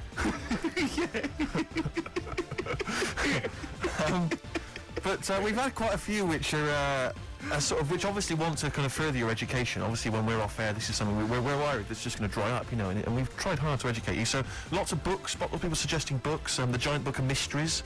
And I mean, if you chose this one, Carl, it tells you how 3,000 Japanese soldiers literally vanished overnight. Real-life accounts of vampires, the man who planned his own crucifixion, the famous Ghostbuster, Harry Price, and lots of things about spontaneous combustion. Is this the one about the woman with the hairball? That's not got the woman in the hairball in there. I'll have to dig that out for you. These sort of books are the thing that I'm after. This is what interesting is. I brought in one as well. It's a friend who works with Jane, my girlfriend, called Liz, and she wants to put this forward. And this is Trade Secrets, everything you will ever need to know about everything. And it's just like little tips, you know what I mean? But there's so many things competing with that. You see, there's another guy who sent in, he wants to give you a video entitled Making Love, Parts 1 and 2, an instructional guide. I imagine you'd enjoy that, Carl? Nah. No? Nothing they can teach you? Nah. Sure. The Reader's Digest book of strange stories and amazing facts again. Other stuff here. Why cats have 9 lives, Carl. Well, hang on a minute. Why meteors are likely to destroy Earth in the next 100 years. You're wasting your time. Okay. In this Trade Secrets book, Yep. listen to this for a tip. Make a necklace from electrical wire, That's a good idea. but don't plug it in. Doesn't say that. What about this then, Carl? Because obviously we're concerned that you didn't get your GCSEs, or you didn't get as many as you'd have hoped. There's a guy here, this is Victoria, and she's saying she's more than willing to give you all of her awards and certificates. She's got 6 GCSEs, 6 A's and 4... She's got many GCSEs, in fact, 6 A's, 4 B's, 3 A levels, and a master's degree in philosophy. She's willing to give you those certificates. She says you will be the proud owner of qualifications. As the owner of qualifications, she has found that anything she says is invariably believed and that she's popular and very happy. She's willing to give you those qualifications. That's pretty impressive. You can claim they're your own. You have to change your name to Victoria, but other than that, I can see no problems. And you have to put a dress on, Fez. It's nice. More like an Egyptian. But you see, there's lots of educational ones. Then there's other things which are perhaps less useful to you. This is doesn't say who it's from, but I think it's Ruth, and she's happy to give you a statue of an ostrich that she made when she was 7. What about that? All right, you love birds, you love animals. Apparently, statue. the legs fell off under the weight of the body, so now it's just a legless ostrich. But even so, Yeah. Even so. I've only got a small flat leg. sure. Another woman here. She. This is, I doubt if it's ostrich size. Yeah, it's just clogging up space, though, isn't it? This is Lauren. She's willing to give you some of her handmade blue tack animals. She makes animals out of blue tack. She can give you an elephant, a seahorse, a tortoise, a pig, a butterfly, fish, snail, even a stegosaurus, or anything you choose. See, I've got my art set on. You've got the books. You're excited about on the this books. book. What about this, though? This is a Lego alarm clock with a little Lego man who's got a variety of hats. It says here, including biker's helmet and cap. 2, I think, of the village people. I don't know, Carl, if again people are picking certain things up. A clear stiletto mobile phone holder with pink fur on it, flashes pink and green. I think people know that you You're are not gay. listening. In this You are book, gay. listen, right? In this book, little tips and stuff. So one here about if your dog keeps nicking a remote control, Sure. the way to get it off it, ring the doorbell. Right, so you got to get off your chair, go and ring the doorbell, so the dog goes, what's that? And it drops the remote control, goes running to the door, you run back and pick it up. I love the idea of Carl doing that, and then the doorbell goes, and Carl drops it and goes, and it's the dog pressing the doorbell, and it sits back down, and Carl going, oh no, not again. I mean, I really do want... Can't I just have this? You excited by that, are you? It's brilliant. What about this one, though, that you mentioned? This is a book which has got all those urban legends and stories that you've read on the internet, and it tells you whether they're real or not. This has got the one in there. I know you're very excited about the one with the woman who stuck her head in the microwave. Yeah. Eh? Alright. It's not alright. So basically, she's saying here that whenever Ricky says, "Oh, it's not true," you can dispute that with your book. Yeah. What do you think then, Carl? Do you want to have a think about all these gifts? There's so much stuff, isn't there? Should we play a record and then come back?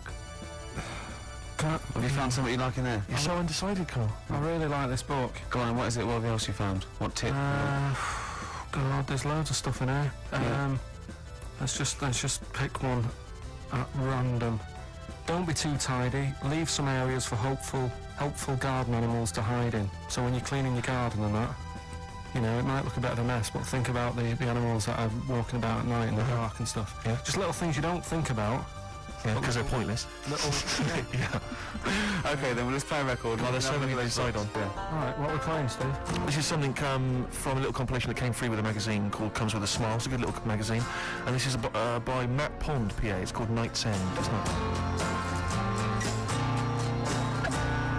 I suppose there's a little bit of New Country, which we don't play often, but there's some nice tracks floating about, and that's Matt Pond, PA, Night's End. Well, I'm getting very sad now. 10 minutes to go, and so much to cram in. Now, thing is, Carl's fallen in love with that book, but I feel a bit bad letting a friend sort of win when all these lovely people, these regular listeners, so I don't think you can have it. But I'll tell you what, I'll borrow that, or I'll buy it for you, so you can have that anyway. What have That's you found safe, in you're going home with that. Avoid washing up by boiling a bag food. See, I can see why you'd love that. Exactly. Is there anything else? What other things have you caught your eye though? Put that book down. No, go on. Well, one of our regular listeners who actually wants the bag and wants to be part of your life. Come on. Well, Richard emailed in, right? And he's got a book which is similar to the one I like there. Yeah. Which has got like 180 stories in it.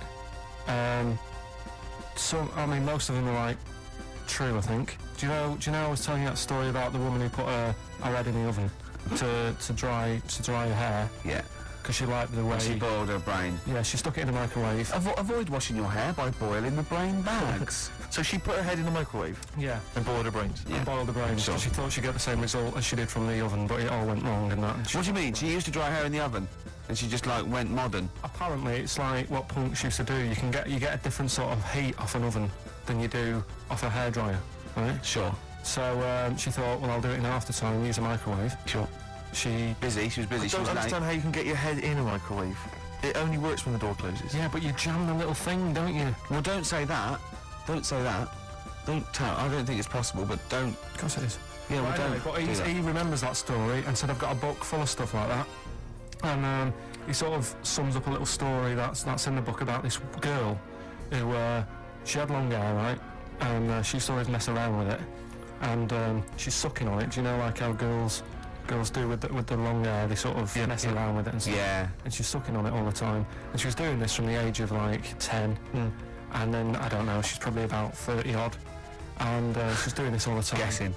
And she goes, oh God, my belly's hurting today, Mum. And she goes, oh, what's wrong with you? She said, I don't know. You're 30. Yeah.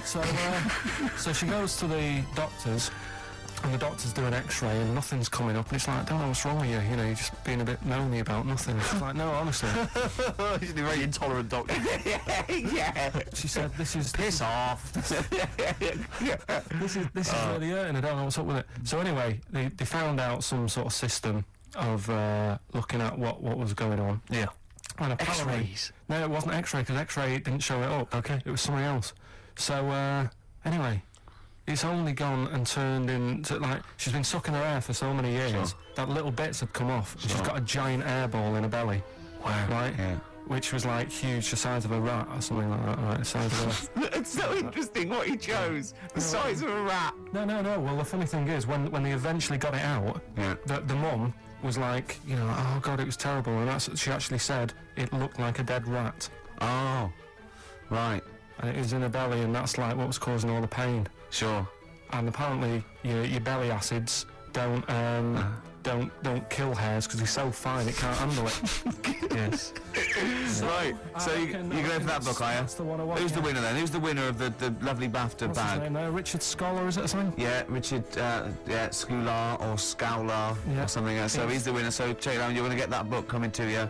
I'll borrow this book for you. I need an email within like 5 working days to sort of... So what's your email? It's carl.pilkington@xfm.co.uk. Okay, lovely. I want an email from this guy, and I won't be sending the bag out until I receive the goods. Okay, right, good. Well, we've only got a few minutes. I want to play Suede, and I want to end with the Smiths track. So let's play this. What is it? Suede, Stay Together. Lovely track. My favourite Suede track of all time there. Well, we're oh, that's nearly it, Carl. Right, what's your last Room 101? Oh, God. It was, holidays. Holidays. You want to put holidays in room 101? People who are sort of annoying on holiday. Oh, yeah. Do you know when you go away? Oh, yeah. It sort of touched on this before. Is this going to be the Scouse guy? Yeah. Go on. Oh, it's so long, though. I mean, it was holiday when we went to Tunisia. And the Scouser pissed you off, surprise, surprise. Yeah. Yeah.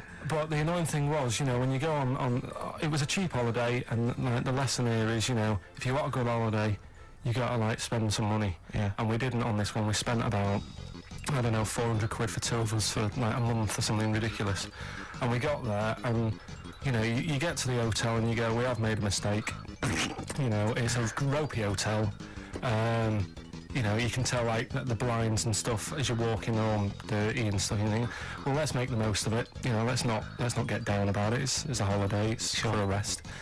And you try and make the most of it. And we had to meet. Do you know, like, you have one of those things where you get to your destination and the rep says, right, you know, go and unpack your bags and that. Go and sort yourself out in the room.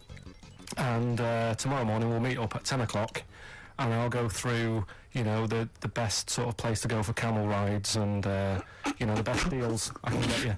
That sort of thing. Can anyone here walk like an Egyptian? So she says, right, tomorrow morning, meet 10 o'clock in the discotheque.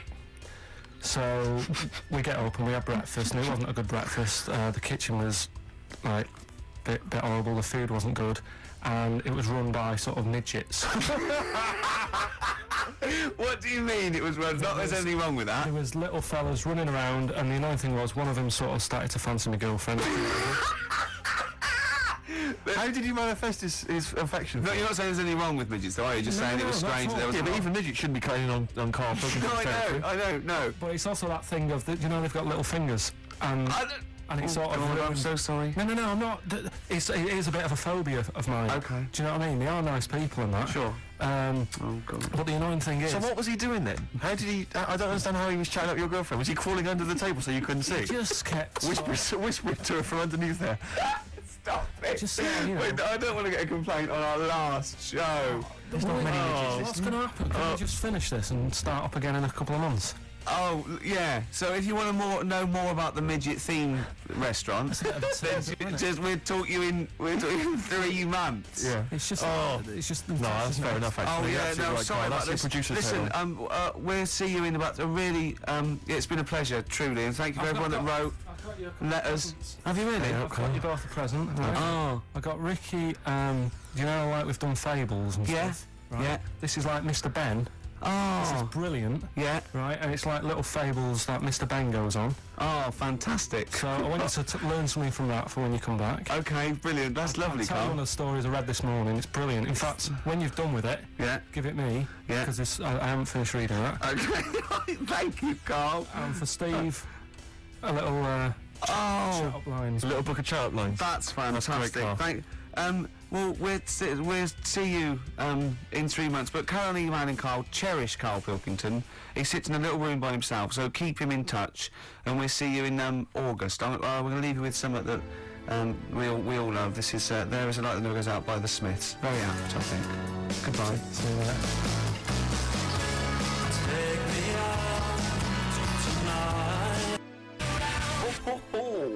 That's Feeder and Come Back Around. It's a new leaf, Steve. I'm going to do properly now. I'm not going to be slovenly. I'm sitting up straight, you see. Yep. And it's going to be a proper DJing, because I think... Coming up soon, some great tracks, including a new one from Abs and an old one from Snow. Informer. You know me, Daddy, stole me a kaboom, a licky boom boom down. I'm joking, of course. We've got some fantastic tracks. There's some stuff, great yeah. chat, and we've got Carl with Some me, great Steve. chat. Steve, I'm Ricky Gervais on XFM 104.9. There he is indeed, with him, Steve Merchant. And Carl Pilkington, of course. Say hello, Carl. All right. Yeah, nice. And you say you read... The beginning of a radio show is very much your wares, your shop window, laying out your stall. I don't think you could choose a better track than The Only Ones, Another Girl on the Planet. I'd love to hear it. One of my favourite intros, that. Amazing. Oh, that was dangerous, because I once heard on Capital Radio, this has got to be the greatest rock intro of all time, and they played Money for Nothing by Dire Straits. Brilliant. Yeah, I can just imagine them putting her head down. I remember a friend of mine when I was at school, he just bought a car and he took me outside to show off the stereo system, Money for Nothing. Really? He just played that. I've never heard the song before. Just played that for its entire 4 or 5 minute duration. It is a to good show song off for the sound system. Yeah, it's a good song for showing off intros and sound systems. Exactly. Yeah. You said you were driving along earlier. You saw someone. It was one of those zooped up sort of sporty saloons. Nice. You know, the big like a Mondale or something, big, and it was blaring out. And the bloke in it was sort of like, I could tell he was 24, but already going bald from like obviously his estate agency job. But he's made a bit of money, and the stereo system was ridiculous. I mean, so loud, and it was going through Covent Garden. He was playing Snow in Informer. Do people remember Informer by Snow? It was a big tune in my I don't know. It's great. Yeah, I always enjoy it. Can I bring that in next week? Can we play Snow next week? Well, you can play a tiny little bit. Tiny little bit of Snow. Yeah. Informer. Do you remember Snow, Carl? Yeah, You loved it. Yeah, big tune. Yeah, loved it. Oh, did you? Big tune from the 90s. Happy song, isn't it? Rick, you were saying that you've turned over a new leaf. Yeah. Is that in all aspects of your life, or is that just in your broadcasting career? Because the reason I bring that up is because, do you want to describe what you were eating just now when we came in? Because you're a 40-year-old man. You've put on a little bit of weight, so presumably you're watching what you eat. Well, no, but it sounded exotic. I went into a cafe and they didn't have a cheese sandwich. Right. And can I describe what it looked like to me? Right, it looked to me like a big slab of cheese. You just got them to just cut off a big block of cheese, like the size of a CD case. Or one of those double albums, right, of cheese, right? And just lightly melt that for me so it drips over my hand and it gets really greasy in the bag. But just lay some strips of bacon on the top. Yeah, but listen, you've embarrassed yourself. Is that what it was? No, it's a croque monsieur, so it's French. It's a what? A croque monsieur. A croque monsieur? Yeah, and so I thought... I've never heard of a croque You haven't, monsieur. let's see, you've embarrassed yourself. Is that how it's pronounced, or is it croque monsieur?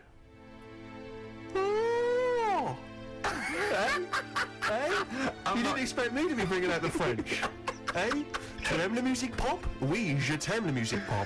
Le plume de ma tante. Où est le syndicat d'initiative? That means my aunt's pen. So what was it then? It was a croque. Yeah, and it was just too greasy. It was just too... And it was all wobbly. I like toast, I like it to be crisp. Sure. It's the thing with like... What? This is rubbish. Play Coldplay. Out the yeah. Coldplay. That's alright, isn't it? Yeah, it's not bad, That's a nice little track. Well, Steve, we've been away now for what, 12, 13, 14 weeks? Is it really? Yeah. Wow. I've been looking forward to coming back. It's great to be back. Yep. And, yeah, we've had some laughs, some tears in the interim, I imagine. Yeah. We've had a few ups and downs. Obviously, been working on the TV show, The Office, BAFTA, coming soon, BBC2. But Rick, I just need to mention something quickly to you. When did I last see you? I saw you yesterday, didn't I? Yeah. Because we went up to Edinburgh yesterday. We were very nicely invited to go and talk at the Edinburgh International Television Festival. It was quite a big deal. We went up there and we were interviewed. And Ricky chose to go on the train because it takes like 4 hours. Is it 4.5 hours or something on the train? Yeah. But it's quite leisurely. It's quite sort of gentlemanly thing to do. Yeah. I opted to go for the plane option and fly up there. More modern. Exactly, and they bankrolled that. They paid for it all, and that was all not very nice. And as I recall, when I last saw you, we got a cab, didn't we? And you asked if you could get the cab to drop you off at the train station. Yeah. And then it took me on to the airport. Yeah. Did I? No, that was before. The last time I saw you was before I got to the airport and missed my flight, wasn't it? Because I had to drop you off in the centre of town. Yeah, no, that was just before I had to pay £165 to upgrade to another ticket. How did you not tell me that in the last hour? £165, Ricky. I had to pay because we dropped you off at the train station. So I mean, do you want to go halves on that, or what do you want? How do you want to deal with that? How do you want to sort that whole mess out? Why were you late? Why was I late? Because we dropped you off in the centre of Edinburgh, and do you know how hard it is to get out of Edinburgh in rush hour traffic? But it was only 3 minutes away, so you'd have missed it anyway. No, because if we'd gone the other direction, it would have been 20 minutes. It took me like an hour to get to the airport. And I got there, and the plane had already left, and the cabbie was just laughing. He was saying, we're never going to make it. He goes, you're a religious man, you better start praying. I thought he was being facetious. He was absolutely right. £165. But hold on, why didn't he tell you that when he picked us up at Well, it makes you 4:15? It makes you wonder. So obviously I'm a little bit annoyed, because you know I'm not a man who likes to sort of spend unnecessarily. But wait, this is not my fault, because you were there when we made that decision. I didn't impose this on you. We both decided that might be... It's both our fault. I mean, it's no one's fault. It's both our fault. That's fair? That's all I wanted to hear. It's both our fault, therefore it's both our financial obligation. No. £165, just split that in half. Write a cheque, Rick. Write a cheque. It's fine. I trust you. You know. Phone in. I think everyone. This is. You're clearly irresponsible. No, of course I'm not. If you share a cab and then one person's lucky enough to not be late and one person is unlucky enough, and that's what it is, bad luck. I don't think you share the obligation. It's a moral dilemma, this, isn't it? But it's more than that, though, isn't it? Because let's be honest. What? Even if you had known that I was going to get there late, you'd have wanted me to hang around just so you weren't left around waiting for a train on the road. No, because I got there... you get bored sitting there, so you'd have wanted me to at least got in that car. I got there way too early. I actually got there about... I was there about 30 minutes so early. You made it fine then, that was... Well, exactly, so I mean, I sacrificed me hanging around for half an hour so you could get it at 4:15. And the other thing is this, you were going to get it at 4:15 anyway. Yeah, but I would, if I'd gone the other direction and not dropped you off in the centre, I would have been there in time. Would we? Well, is that yes. true? Wow. Only God knows. Well, and the cabbie. What I mentioned it to. So, I'll tell you what will cheer you up. I'll tell you what's better than 80 quid. I'll tell you what's better than, shall I? Go on. Music. What, are you paying the whole 165? Listen, look, I've brought in a little track here, Bruce Springsteen off the Turn of Love album, and I know you're a Springsteen fan. I was a Springsteen fan. We should just qualify this, because a lot of people who listen to XFM are obviously a bit edgy about Springsteen. They just think he's this old, kind of ludicrous 80s rocker, the bandana, you know, the flying the flag, which he never really was. No, that was Bon Jovi. Exactly, don't confuse Bon them. Jovi. But seriously, no, do you know what I mean? He did write some great music in the 70s, and he just got a little bit kind of pompous in the 80s, but he still turned out some amazing tunes, one of which I imagine is this one, Rick. This one's called Brilliant Disguise.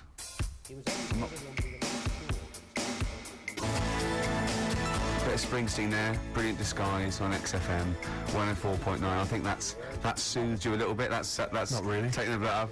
I just remember something as well. 80 quid, Rick, 80 quid. You know what? We finished the talk at about sort of 3, and we had a couple of hours to kill before we got the about that half 2, wasn't it? We had a couple of hours before we got the taxi, and we were eating in this cafe, and Steve said, "How long's your train journey?" I said, 4.5 hours. He went, "So you got to get us getting about 10." He went, 6:30, me. And he's quite smug, and I went, "Yeah." I said, "It is quite a long time." I just started to sort of relax and over. He went, "Yeah." I said, "But," he said, "I think I'm come off better here, because usually you've organised all this stuff." He said, "But I think you've chosen wrong here." I said, "I think you're right." Yeah. Don't you think those words were coming back to haunt me as I was handing over 165 notes?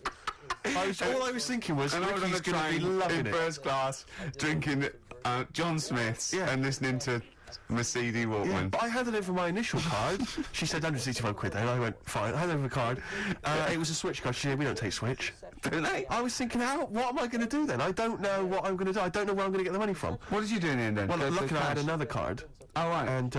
And she managed to accept that one. But I don't know what I'd have done then. I don't genuinely. You didn't tell me you had another card. Yeah, I got 2 cards. Have you? Oh yeah. Yeah, sure. Yeah. Yeah. Oh, that is depressing. I was so depressed because I just kept thinking about what I'd said to you. I've won this time, because normally I'm always like legging it for tubes, or I'm just, do you know, where I get stuck in the rain, or and something. I've organised a driver or something. Because when you get me, I said, "Well, it's up to you. It's up to you." You know what I mean? Every man for themselves. But this time it was 4.5 hours, and I was just in that 40 minutes on the plane. There'd have been no problem. Yeah. Unbelievable. I'm so livid. Do you know, I got off, because I was not very well either. I'm a bit ill at the moment. I got off the plane, and I thought, well, I could get a cab from the airport all the way back home, but, you know, I've already been stung for 165 quid. Got the tube. Took me forever. Really? I'm not going to lie to you. It took me forever. So I got in probably later than you did. Around the 11 o'clock mark. You didn't really? No, I wasn't quite as bad as that. But I was so depressed. I'm really depressed, Rick. So I was saying 50 quid has took me money, right out. I mean, Steve does not like to waste money. And, I mean, by that, I mean... I don't like to spend money. No. He had to go out and get our shirt for a photo shoot, quite an important photo shoot for, I think, the Times. Right? Went out, he was buying a shirt, went out, planned it, went short. Came back $14.99 from Henny's. Henny's, $14.99. He knew where he was aiming. He aimed straight for Henny's. He knew where he can get a bargain. This is a man. But it seems to me that at that kind of price, you can throw them away out. You don't even need to wash them, really. You can throw them away using, like, Kleenex. Have you ever thrown one away? No. No. Just scrape off the stains and keep on wearing it. Remember that time when we went to the casino for my birthday, and I was like 100 quid down, and some people 100 quid up and 100 quid down. He, after the 3 hours we were there, was down £20, genuinely depressed. I was almost crying. Yeah. Because I don't. Well, it's because it's a mugs game gambling. It really is. Was that where we? Because I went there. It was. There was one time we went there. It was our agent's birthday. That was another time we went there, right? And he was up, and he got a win. He was 30 quid up, and so I said, "It's your round then." And the round was more than 30 quid, and he couldn't believe it. And he sat down and he went, "I can't believe it." He said, "And I bought him a present, so I was already down." Yeah. I was. I turned out I was already down because I bought our agent a gift. I didn't see him buy it. And you know that thing where you're buying a round of drinks for people you don't even know? So it's like, what's the story there? Why am I suddenly bankrolling you drinks? It's like, I don't know you people. I'm not going to get any kind of... I'm not going to see you again to sort of reap the benefits at a later point. Because he came in with his most of you are married or engaged, so I'm not even going to pull from it. It's a waste of time. It was like, just pure generosity. It was something like from Swingers, because he came into the cocktail bar holding 3 chips up worth £10 each and went, "Hello," like that. Yeah, I was £30 up. That's a lot of money, Rick. Carl, you know that. 30 quid. You don't want to sniff at that. Oh, what songs should we play? We've got lots of songs in. So Bit of Incubus. Just to get me more depressed.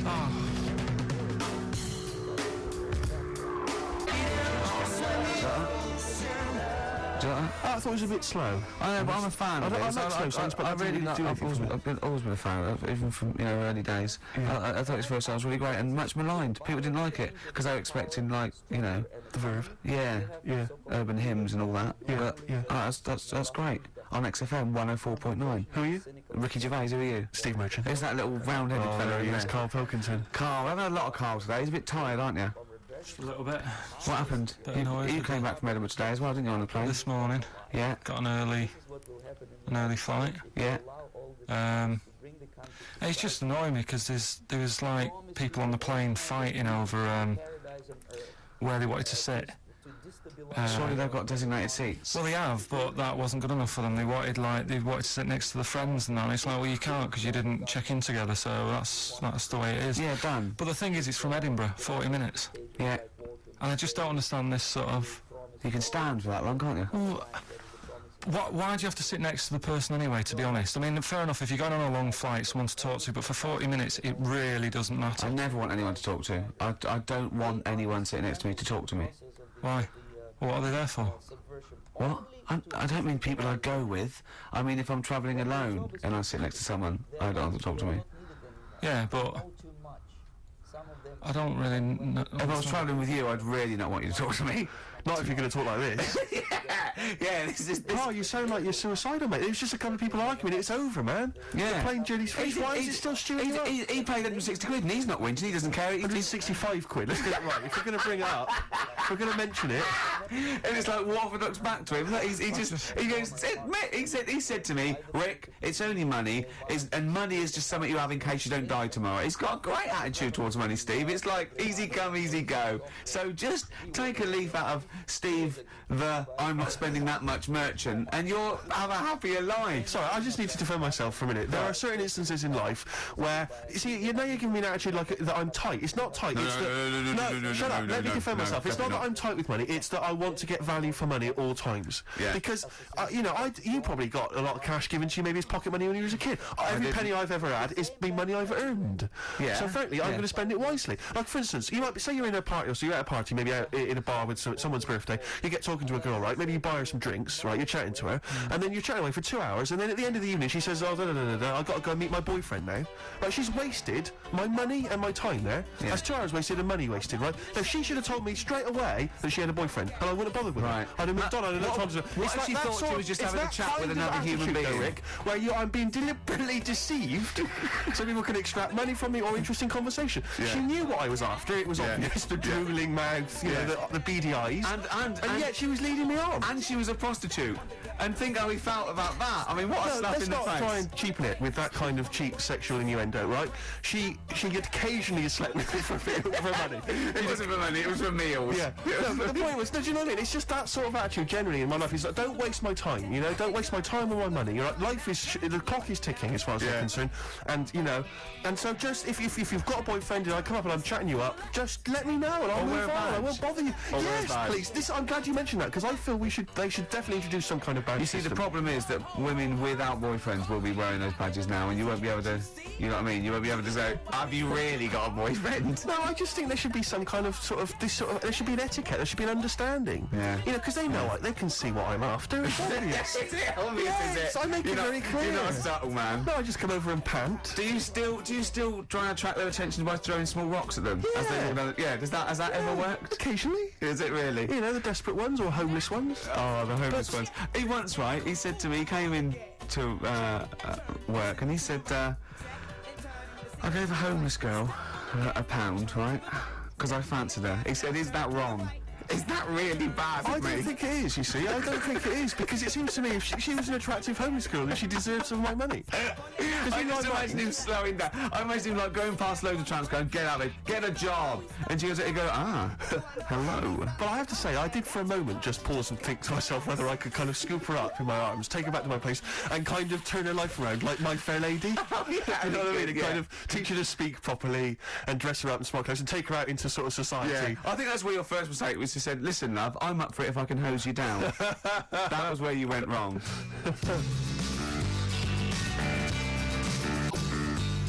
Smith's Cemetery Gates. Great, wasn't it? Always cracking. Off Queen is Dead. Voted best album of all time, I think. I don't think it is their best album. Strangers Here We Come. I agree. I agree. Yeah. Cracking. Anyway, Carl, so people are arguing on the flight. How did you enjoy Edinburgh, by the way, anyway? Because I saw you up there briefly with you and Nick Frost, your new mates, Nick Frost and Simon Pegg. You know, he prefers them to us now. I know, I could tell that from just talking to him. It was the way he was sort of looking at them, everything, he was just smiling at Nick Frost. It's his new best chum. You love Nick Frost, don't you? Would you have preferred it, right, if I went to Edinburgh and had to sit with some people that I really didn't like? Would you have been happier for me? No, do you know? But so I had a great time with Simon and Nick, and they'd nice people. But he kept going to write, oi, Nick, tell Ricky that story.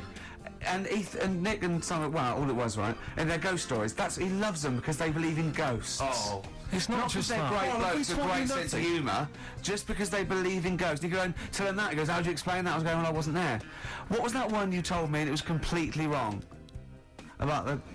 It was, oh yeah, right, it's years ago. Oh yeah. Some in olden days, when ghosts roamed the earth. Once upon a time, you mean? Yeah. Some doctor or something who was into like the way bodies work. They got their head cut off. The doctor? Yeah, he was doing a bit of an experiment. And he cut his own head off? Yeah. Okay. And it was about, he said, when my head's in the basket, I'm going to blink my eyes. Right. Okay, sorry, hang on, let him finish. And, so the doctor has chopped his own head off, and then he's told everyone, I'm going to blink my eyes. He's in the basket, and he goes like, right, I'm going to blink my eyes about, as many times as I can. So quick, count them. And they count, and he got to like 15 before he Right, died. now this is how Carl told me that. Till Nick Frost explained that, Carl told, he said, right, well, a bloke, right, he had his head cut off, and when his head was in the basket, he went, count how many times I can blink. And I went, well, that's rubbish. He went, no, and Nick went, well, no, he actually said, when my head's in the basket. He went, and Carl went, all right. I said, Carl, do you know the subtle difference? Do you see the subtle difference? I have to say, though, guys, I still don't really understand what went on there. You've both lost me. The story is that a bloke who'd been found doing... you mean that Carl just explained it and that was a clear version? Because I still don't know what you're talking about, Carl. Well, this bloke had his head cut off at experiments against God. He was a doctor in the, in olden times. Yeah. And when they cut his head off... Why did they cut his head off?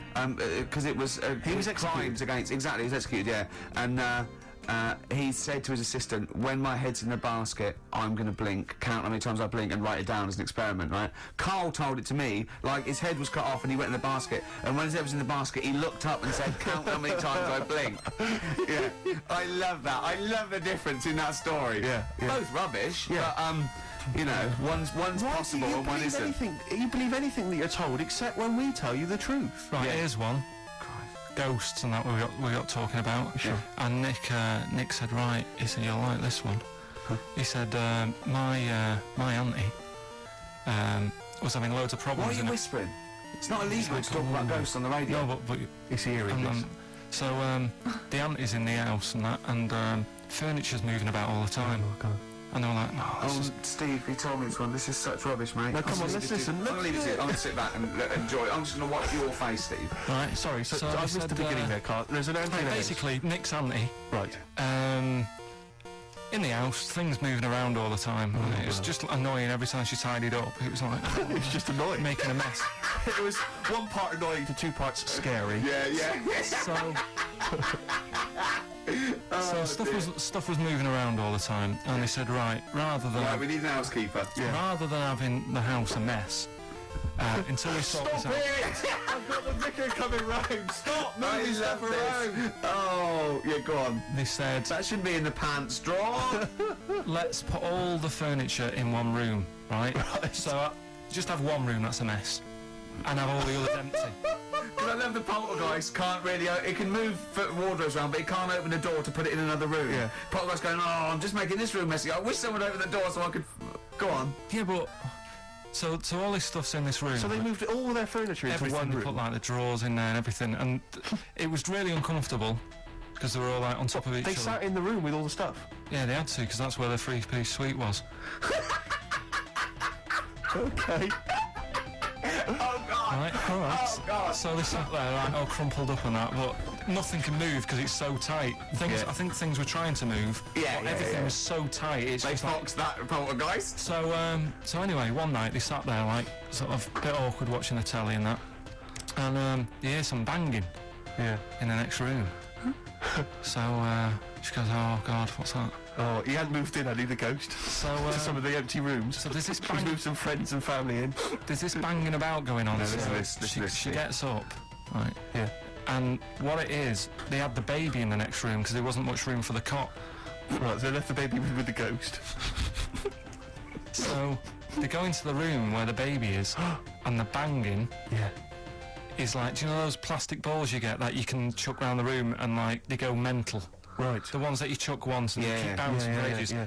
That was bouncing around the room. Wow, what, the hitting baby had thrown it? hitting all the walls, and the baby was there, stood in the cot, sort of laughing Right. and looking at the ball, and wherever it looked, the ball went. Yeah. And then she said, stop doing that, Yeah. and the ball just stopped. Did it? And it rolled a bit and stopped. Right. So the baby had thrown the ball and it was watching it as it bounced around the room. It wasn't throwing it, it was in control of it. No, the point is, Steve, the baby had been doing it. Would have been the baby all along. The baby had been messing with the furniture. It was So a it's baby a that had super the power. Yeah, it's a baby that had the power. Special baby. It's a baby that had the power. It's What a power? baby that had the power. What- the what's power the power? of telekinesis. Right. They were then trying to convince me that telekinesis was not like all the other stuff that I didn't believe in, but that was a science. Right. Telekinesis was possible. Yes. Yeah, it's not like ghosts and demons and all that sort of. Telekinesis is different. Yeah, That's yeah. science. But Nick's auntie saw it, and I love the fact that you're telling me that someone else's auntie saw it. So I should be satisfied with that. Yeah. I should be satisfied with that. I mean, So does she still live in one room with all her possessions? no, I think the baby grew out of it, apparently. it grew The up. baby grew out of it. So it doesn't use its telekinesis powers No. anymore? Well, no, it's like in Carrie, innit? She was upset for a bit, and then she got over it. Okay, I'm just going to say one thing, Carl. That was a film. Do you want to play a record or...?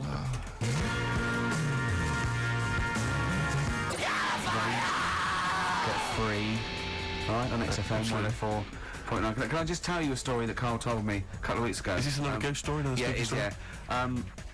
I called him out. I was, what are you doing? He said, I've just been reading ghost stories again. He said, you don't believe in them, but how do you explain this? Right, I went, go on. He said, well, I'll tell you as he told me it. He went, bloke, right, just sitting at home, doing, watching telly with his cat. And the phone rings, and it's a bloke going, is that fire in your oven okay now? Because your wife called. And he went, Carl went, well, one, there was no fire in the oven. Two, he wasn't married. I went, right. Beautiful day. Go on, he went, well. Then, right, there was a knock at the door, and there was two sort of people in sort of white coats, and they kind of said, we've come about that fire. Your wife called us. He went, one, there isn't a fire in Ireland, and 2, I'm not even married. Right? He said they saw the cat, and they looked at the cat, looks a bit weird, the cat came out, and he said, and then he went back and sat down, phone rings, and they said, did they sort out the fire in the oven that your wife told us about? He went, 1, there is no fire in my oven, 2, I haven't got a wife. And Carl went, what do you think of that? I went, that's not it. He went, yeah, I went, That's the end of the story. what? He went, well, how'd you explain that? I went, explain what? I thought he was going to say, a year later we got married, but she died in an oven fire. Right? I thought it was a bit that, and I went, That's people winding him up. yeah, or someone did report a fire oven, and their name was Johnson, and they looked up Johnson, they got the wrong thing, it was a gas board, and they sent round to the wrong person, right? You know, he went, yeah, I said, I explained it to him, he went, yeah, why did they look at the cat funny? Oh man alive, Carl. This is really weird. Right? I was in my house once, right, and the doorbell rang. Right, I opened the door and there was no one there. Right, and then I looked across the street, right, and there were some kids running away. Now how do you explain that? There was another time, right, where like I opened the door and there was a bird goes, "You've ordered pizza." I went, "I haven't ordered pizza," and I heard my mate upstairs giggling and putting the phone down. How do you explain that? Carl, seriously, why did you tell me that story? What did you think there was weird about that? The fact that it was 3 different people. Is this all the information? Is that the entire story? It was 3 different people. Did you fall asleep and not read the end? A fire that didn't happen, about a wife that didn't exist, and a cat that didn't look happy. It didn't have hair. I'm sorry, humans do have hair on their head.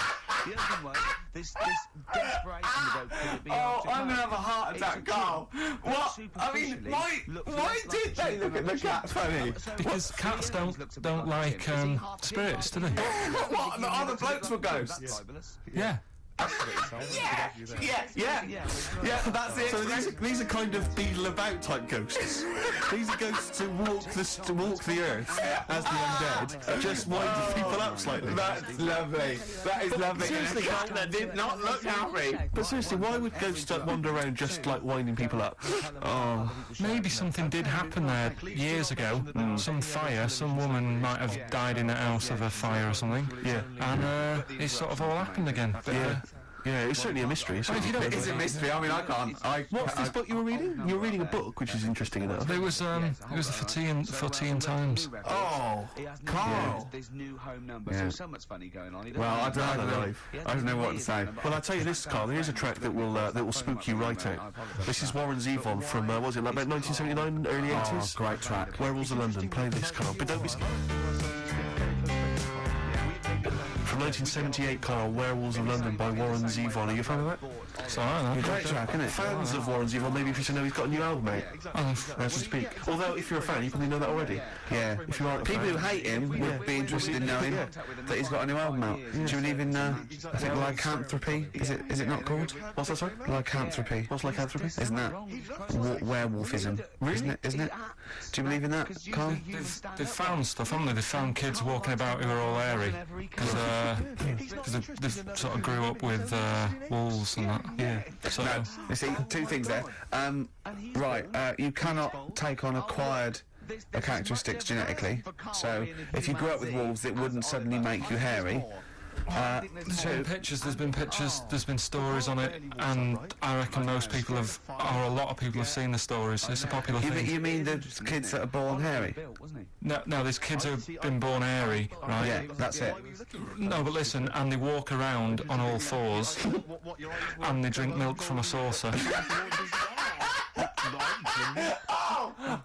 Steve, this is No, remember that time with the maggot in the head? Getting out with bacon, and you were like laughing, and then people called up and said, yeah, I've seen that, I've read about that. Yeah, this is the same thing. Have you seen an XFM listener up close? Have you ever looked? They drink milk from a saucer. Yeah, they've got to be kept on leads. People who listen to this show. There's no point me telling you about stuff. There is. It's comedy gold. When you were at school, did you keep arguing with the teacher saying you're talking rubbish there? Teachers didn't teach us about werewolf boys and ghosts. They taught us maths. God, right, tell the story about the manhole cover. Right, in the same magazine as the one with the cat and the fire and that. Don't tell me that story again, it gives me the shit. Yeah, a cat that's got a weird expression on its face is against God. Anyway, this isn't a scary story. This was just like physics. Physics. Yeah. It was going on about the nuclear bomb and how powerful it is. And they put a manhole cover on top of one. Blew it up. Yeah. Never saw the manhole cover again.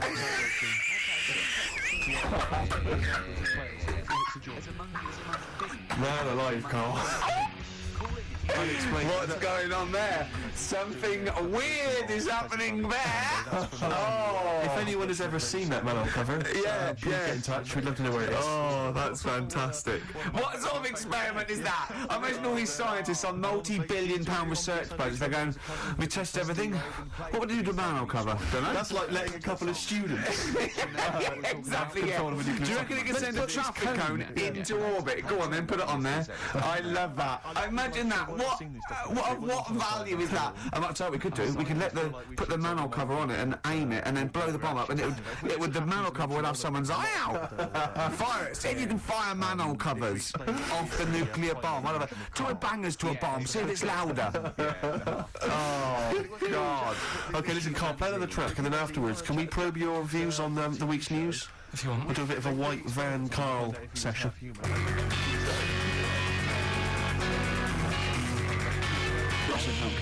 Today is the greatest because we're back. That's true enough. Right. I hope people, Rick, were listening to that loud in this lovely summer's day. Or I mean, no, not too loud. Don't annoy people. White van. Yeah, white van Carl. I mean, for those that don't know, we do this. We ask Carl the questions that the Sun asks someone else. That's right. The Sun every day asks some, average Joe his views on the week's big stories.